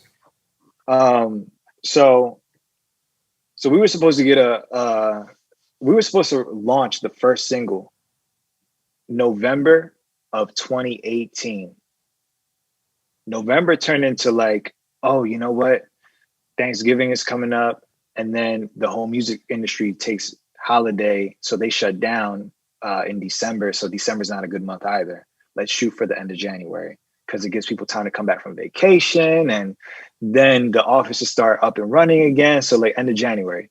End of January turns into middle of February. Like, oh, you know, let's make sure we give people enough time, da-da-da-da. Then February turns to March. March turns into April. April turns into May. May 31st. So we went from November, from supposedly, because they were gun-ho about the whole thing. Like, yo, November, we're launching. November 2018. We're launching the album. And it's going to be like a single off the album. The first single. Right. First single of the EP. All that turns into fucking May 31st. The first single finally comes out. No press release the way that it was supposed to be done. What they ended up doing was they ended up calling in a favor last minute, the day of, for a write-up on Lyrical Lemonade. That's what they ended up doing. That shit don't count in my book. Not for the kind of work that I put in. The video was a fucking disaster. I ended up having to color correct the video, my fucking self. And that video was like 10 bands. I think more than that. Crazy. Like 12 grand. Crazy. Like the directors, bro, they disappeared in the middle of the process. Like we didn't have the video, nothing. And like we had to push our launch date back.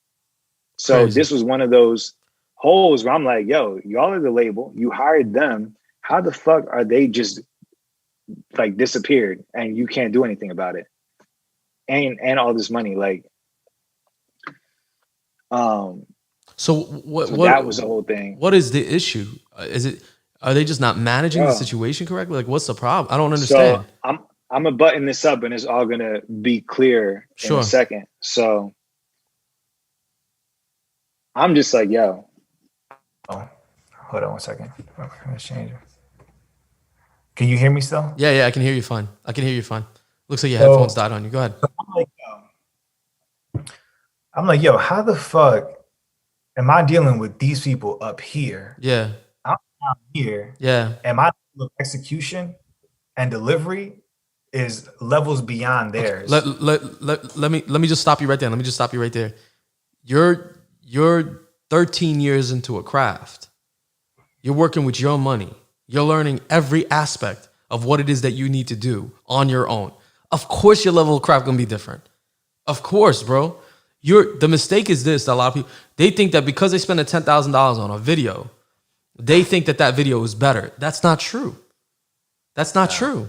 I know what, I've been around this for a while. You could spend 10 times more, 5 times more on a project, and you can get a worse result. That's a reality. There's incompetent people out there. So whoever's managing that scenario, if they're not involved in the day-to-day of dealing with these people, then you're gonna have a problem. That's just reality. So Yeah. so they spent $10,000 on shooting a video for this record, for the single, right? In the hopes of promoting the album, promoting you, the artist, Yeah. and you end up having to edit color touch. For those of you that don't know, color touching is a process of editing the video where you make it look like a mastered finished product in terms of the color and the general vibe of the video, right? So Yeah. you end up they paid the money, you end up having to fix it. So I'm guessing the the record release, you waited 6 months for it, and it gets like a sloppy rollout. Sloppy. Yeah, Super, super sloppy. And basically I decided based on another gut feeling. I forget if it was the day after or like a couple days after the release. I decided, nah, this ain't it. I can't put my future in these people's hands. It's not only my future, it's my family's future. All the people that bet on me because I bet on myself first. Like, I'm letting these people down did if I you don't. did you notice an energy change, or like did you notice anything that would signal to you that the management on this side just lost interest in the project? So when I was first offered the situation, the deal, there were five artists. Five artists. Once I signed, a couple weeks later, there was two more artists. Then there was three more artists. Then there was four more artists. It became a revolving door. I understand. And suddenly I realized, like, oh shit, I came in thinking it was a 5-man team, artist roster. And they were thinking of throwing spaghetti at the wall to figure out which one is going to stick. Yeah, they're thinking frequency as well, just a Yeah. different type of frequency. Because what happens is that the industry will take a bunch of shit that's relatively low cost to see if it'll pop. Yeah. And then with the thing that pops, they make their initial investment on the shit that failed back 10 times over. Sure. You know what I'm saying? So like, it don't even matter to them. So the label, basically the major label partner, Island Records, somebody like them will give money to the JV almost like as an angel investor, being like, hey, here's an initial investment, whether it works out or not, like it's all good. You know what I mean? But you have a good year, right? You're a good filter. So we know that you're bringing us shit that has the potential to go, right? Yeah. So that's how it works. And so, which is why most artists that you see are not just under Universal Music Group. They're like Love Renaissance and Interscope, Right. like a, Black or,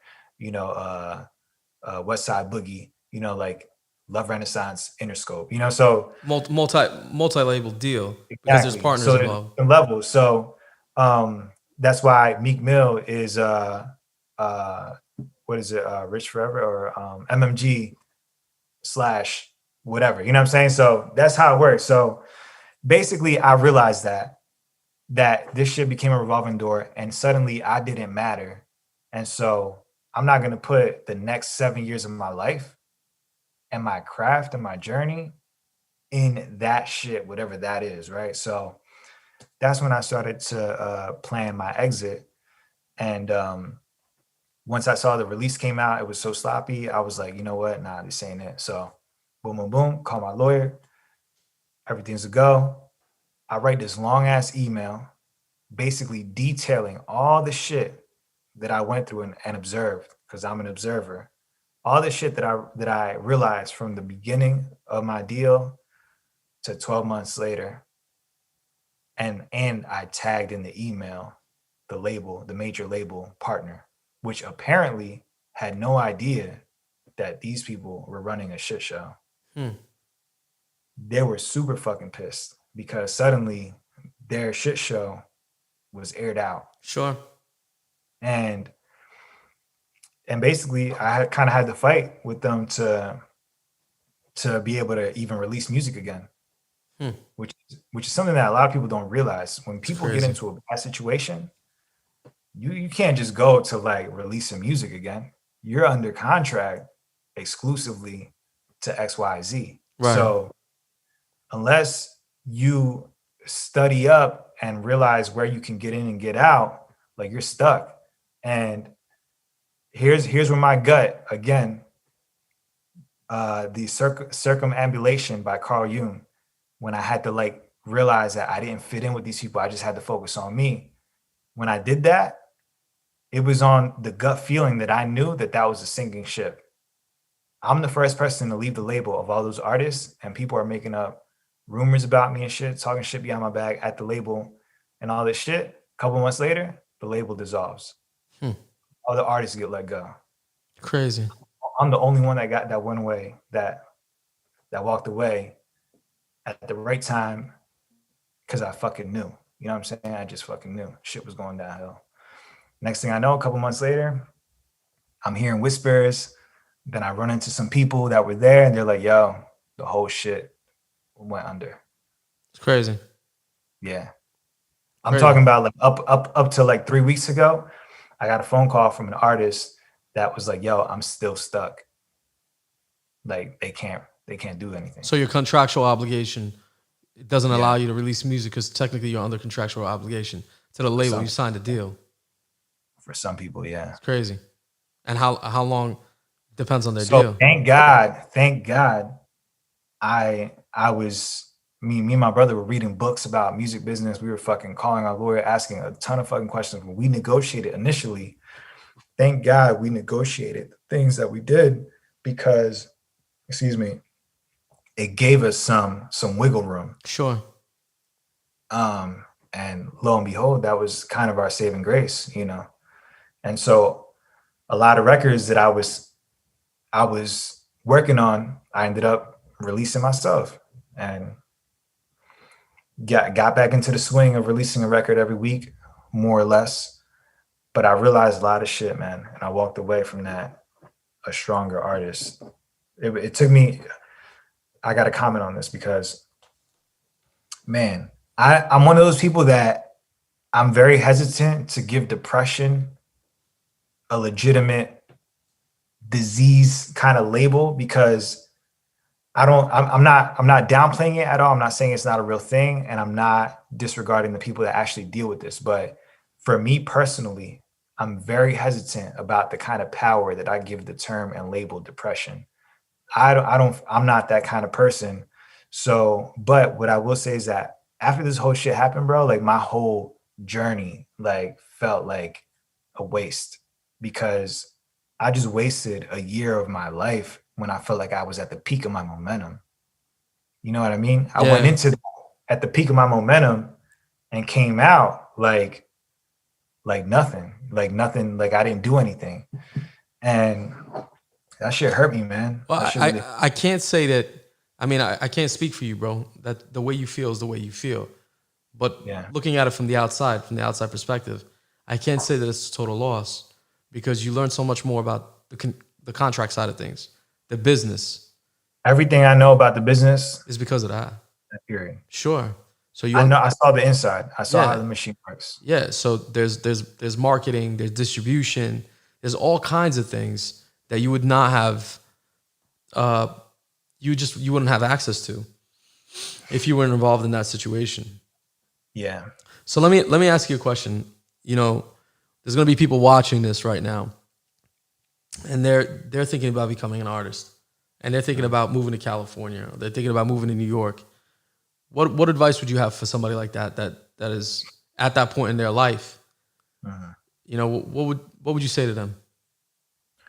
Two things. The first thing is I spoke to Lionel Richie a couple days ago because he Dope. comes into my job a lot, and I asked him like, Mr. Richie, what kind of advice would you have for a young man, chasing his dream in music? So he was like,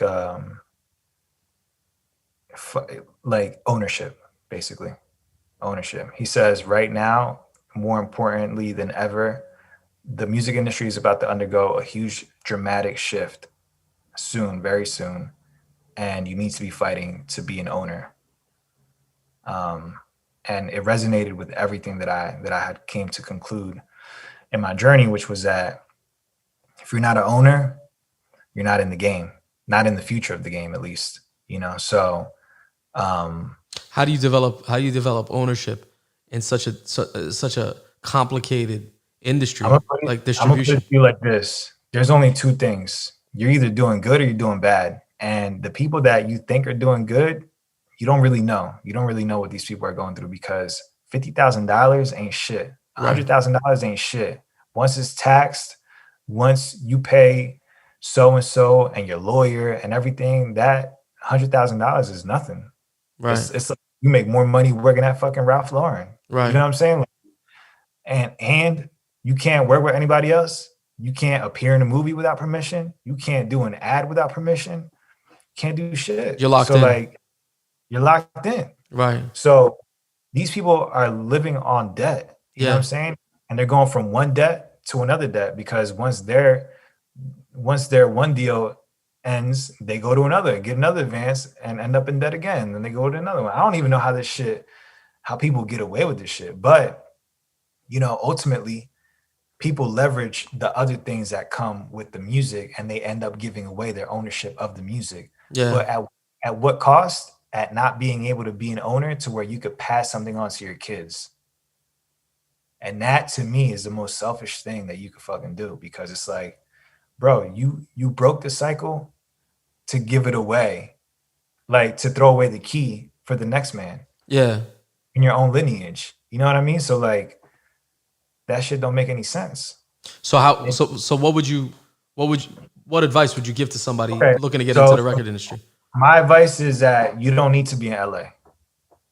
Right now, the only thing keeping me in LA is that that's not only my decision to make, because my partner, my girlfriend, my love, she also has a life, Sure. and she's excelling in LA. She's doing great things. She's doing big things. So I can't make that decision for the both of us. And at the same time, there's nothing in Jersey for me right now. So like, I kind of like I don't have any place to go. So like, I might as well just continue to grind here. And there is the added benefit of meeting people and stuff like that. But I'm no longer in that business of, if I just talk to Kanye and like he hears a song, like I'm no longer in that frame of mind. So it doesn't even matter. I meet people every day, and I don't even mention that I make music, because that's just not the game. The game is, even if you're in Nebraska, fucking Idaho, or fucking Alaska, make your music, understand who you're making it for, and put it out there, and don't be attached to the end result. Yeah. Because when you're striving, the only thing you see is that end result, and you miss all the other things that could be the break. So you really feel like being an independent artist is really the angle to go to this day and age. It's the future. Yeah. It's the future. The way that being a boutique clothing store is the future. Yeah. You get what I'm saying? Like you got people like Cap Swag, which I don't mean to say boutique in a way that makes it seem small, because it's not, but it's like you're grassroots. Yeah. You're like from the bottom. I appreciate that, bro. You are going to survive anything that comes in this economy. Like I called you and you're telling me like, yo, I'm blessed. Like my business grew. Yeah. In a time where everybody's business is going under. You get what I'm saying? Like it don't matter what the fuck comes next. You're going to survive because you're small compared to the giants. You're nimble. you understand how everything works, kind of like how I understand every aspect of my business and craft. You understand every aspect of your business and craft. So you know what to do, where you can cut. You don't have bullshit jobs in between and like all this other extra shit. So being an independent artist means you're in control of navigating and responding to whatever What happens the in market culture, does. Yeah. society. Yeah. Not waiting for a fucking 200-foot yacht to make a hard U-turn because Sure. there's an ice glacier Yeah. in front of them. You're a jet ski. The You can labels. move. Yeah, you're a You're a jet jet ski. ski. You can shift if you see something. Yeah, So and plus, the thing about being an independent artist is that you can leverage things that as a result of the content become a source of income. You can leverage those things and have the content as a source of income.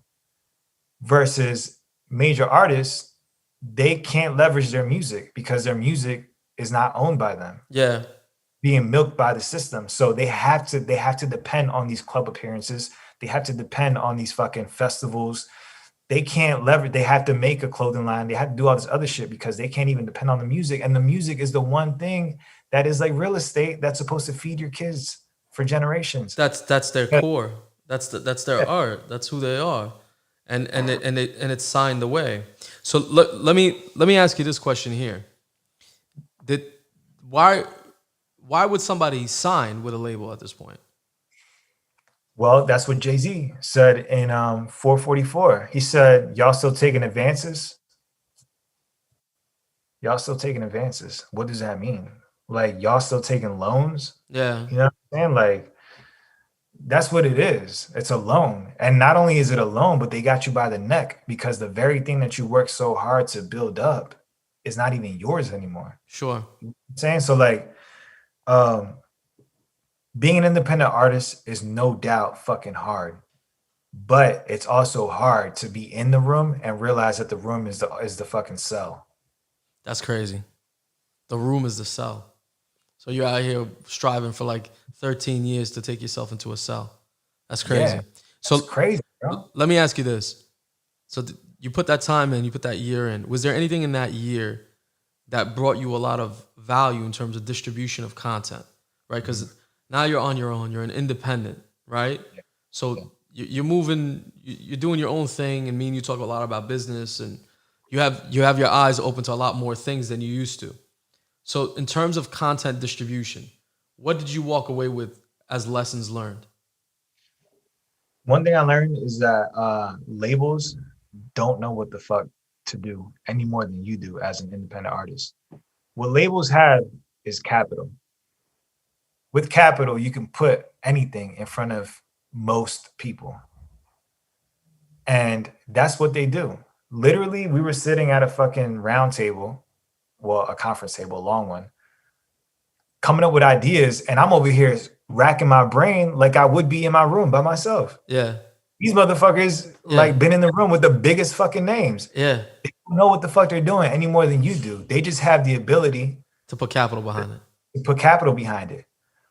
But I realized like, wow, like they don't know what they're doing. And that's why they failed.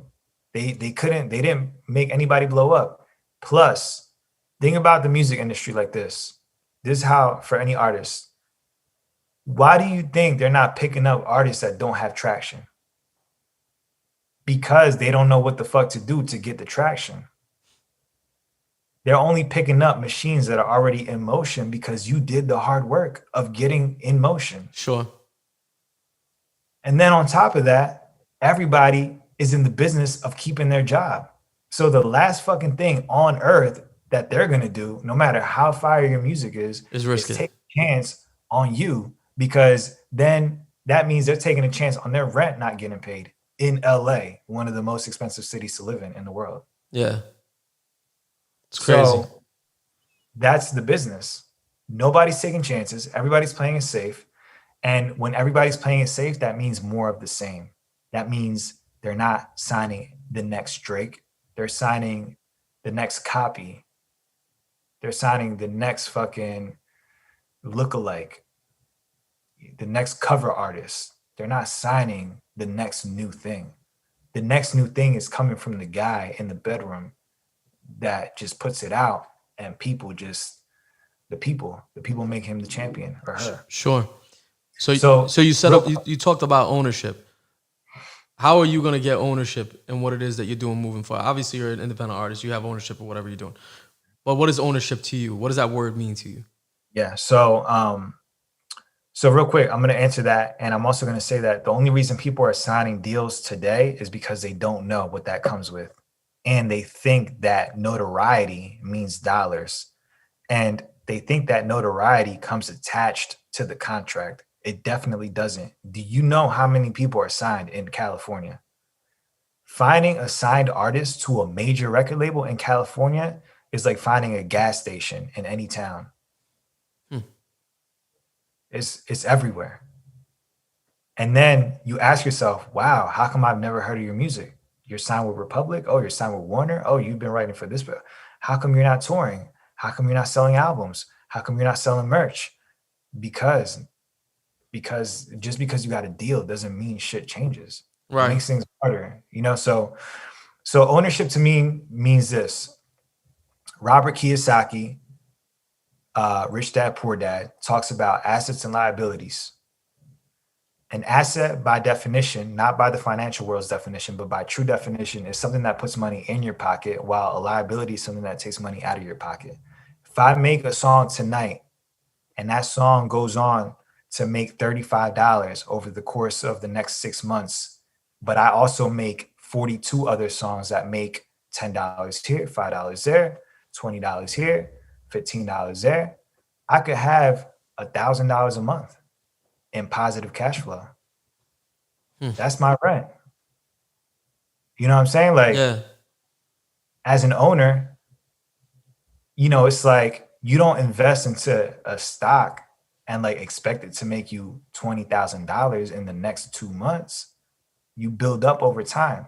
So what you do is you build a catalog, and the ownership of that catalog creates a yield that will hopefully be a positive yield over the course of years that will feed you and your family forever. So even if that catalog produces $5,000 a month over the journey of 20 years or something like that, I mean, $5,000 a month off of just one single income stream is, that's a lot of money.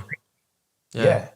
When you're not even factoring in all the other things like shows, merchandise, which you get to keep all of. Yeah. You don't get to other split it. assets like lessons, you know, things that you can do. These are all things that I'm moving into, and that I've taken a lot of time to educate myself on, so that I could better understand what it really does mean to be an owner, Right. and why independent is the way to go for me. So think about it in terms of that. Do you need to reach 1 million people? No. You need 1,000 people that will spend $100 a year on your product, your music, in the form of a $45 hoodie, a $10 album, and a $25 show ticket, and a $30 fucking merchandise kit. $100, one fan, 1,000 of them. That's $100,000 a year. Yeah. So that's what being an owner means. Let people know how they can support your craft. How can they support you as an artist right now? So people can support me by paying for the things that I offer, you know? So whether it's music, you know, streaming is not enough, to be honest. Buy an album, $10, you know, tell your friend to buy an album, that's $20. Put a friend on and tell them to check out the merchandise on the website. So we're gonna drop a link in the description for Kev, so that you can check out his merchandise. You can check out some of his music. I think, you know, for me, there's some valuable lessons here, bro, in terms of contractual obligations for the artists. There's a lot of valuable lessons here. I think one of the most valuable lessons I know of is, you know, you follow your dreams, bro. You can never be wrong by doing that. Nobody can judge anybody for the decisions that they make with their life. They're their life, right? The other aspect of a valuable lesson that I take away from this is, I mean, I've known this for a very long time. Ownership is key. And whatever you do in life, if you're going to do it, find a way to boss up, right? So if it's creating content, if it's getting involved in a business and carving yourself, your niche within that business. I mean, listen, we talk a lot about entrepreneurial strive and building yourself, right? That's not always great for some people. If you work for a company, you can boss up. The way you can boss up with a company is you carve a niche within that company and say, listen, I'm the greatest at this. Yeah. Right? You find a way to position yourself where you get some equity. You find a way to position yourself where you're getting That's something that I learned from you. Yeah, I didn't know that was even possible. Of course it's possible, bro. Of course it's possible. You know, you can ask Phil that. Right? So like if somebody brings value to the table, I mean, sometimes people, you know, that you have to bring the right kind of value to the table. You know, you have to, and sometimes that's a gamble. A lot of owners won't do that with the right, you know, with the person unless they feel like they're buying something of value, because then they're caught in a situation that they don't want to be involved in. Right? That's the truth. So if you're an owner and you see that somebody brings a great amount of value to the table, you're able to leverage that into a relationship.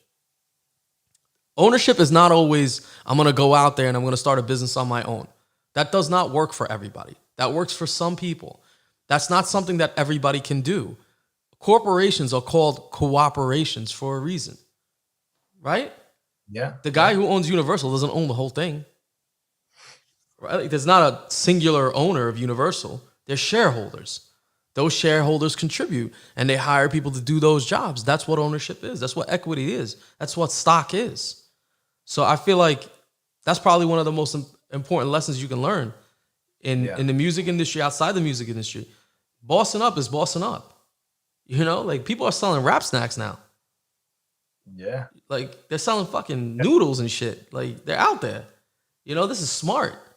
You know, this is, instead of giving it to Cup of Noodle, you know, who owns that? Master P? Is that who owns that? Rap Snacks? I'm not sure, but I know it's somebody's. Bro, they're bossing up. They're bossing up. Ownership. Take a position. Invest your money. Ownership too. Here's one other thing I want to say about ownership before we wrap this up. Ownership is, you have to be willing to risk your money or your time. If you're not willing to risk your money or your time, then nobody's gonna take a chance on you. If you want to be an owner for free, you're in the wrong business. You got to put something in. You either have to have the cash or you have to put the sweat equity in. If you're not willing to do both, you're a liability, and nobody's giving you anything for that. Straight up. Yeah, man. So with that being said, I want to wrap this up. Sure. I want to thank Kev Decor, good friend of mine. He's really instrumental. I mean, when you make contacts throughout your life, you begin to see what people's values are, what their value is.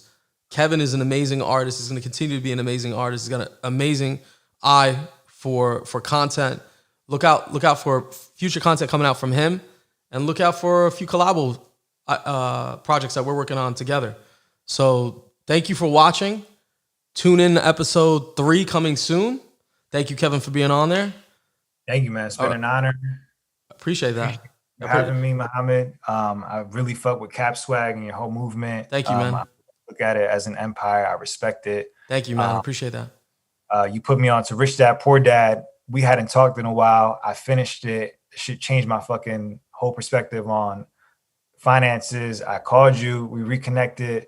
And I'm glad we did, because I realized that I need people in my corner that have done shit. And you're one of those people. I appreciate that. There's not many people that I can call and say, yo, I know somebody, I know a business person, I know somebody who's been through this, who's done that, and really do what the fuck they talk about. So thank you for having me. My website is being updated right now, but you can expect to find it at kevdecor.com. I'm working on a new album. I got a lot of great projects coming. If you don't see anything new, be patient. It's definitely coming before the year is up. So, you know, it's going to be a great fucking journey. And I look forward to the podcast and the future episodes. They're going to be crazy. You guys are watching the Hustleman Show. Make sure you like, subscribe. Link below for Kev Decor.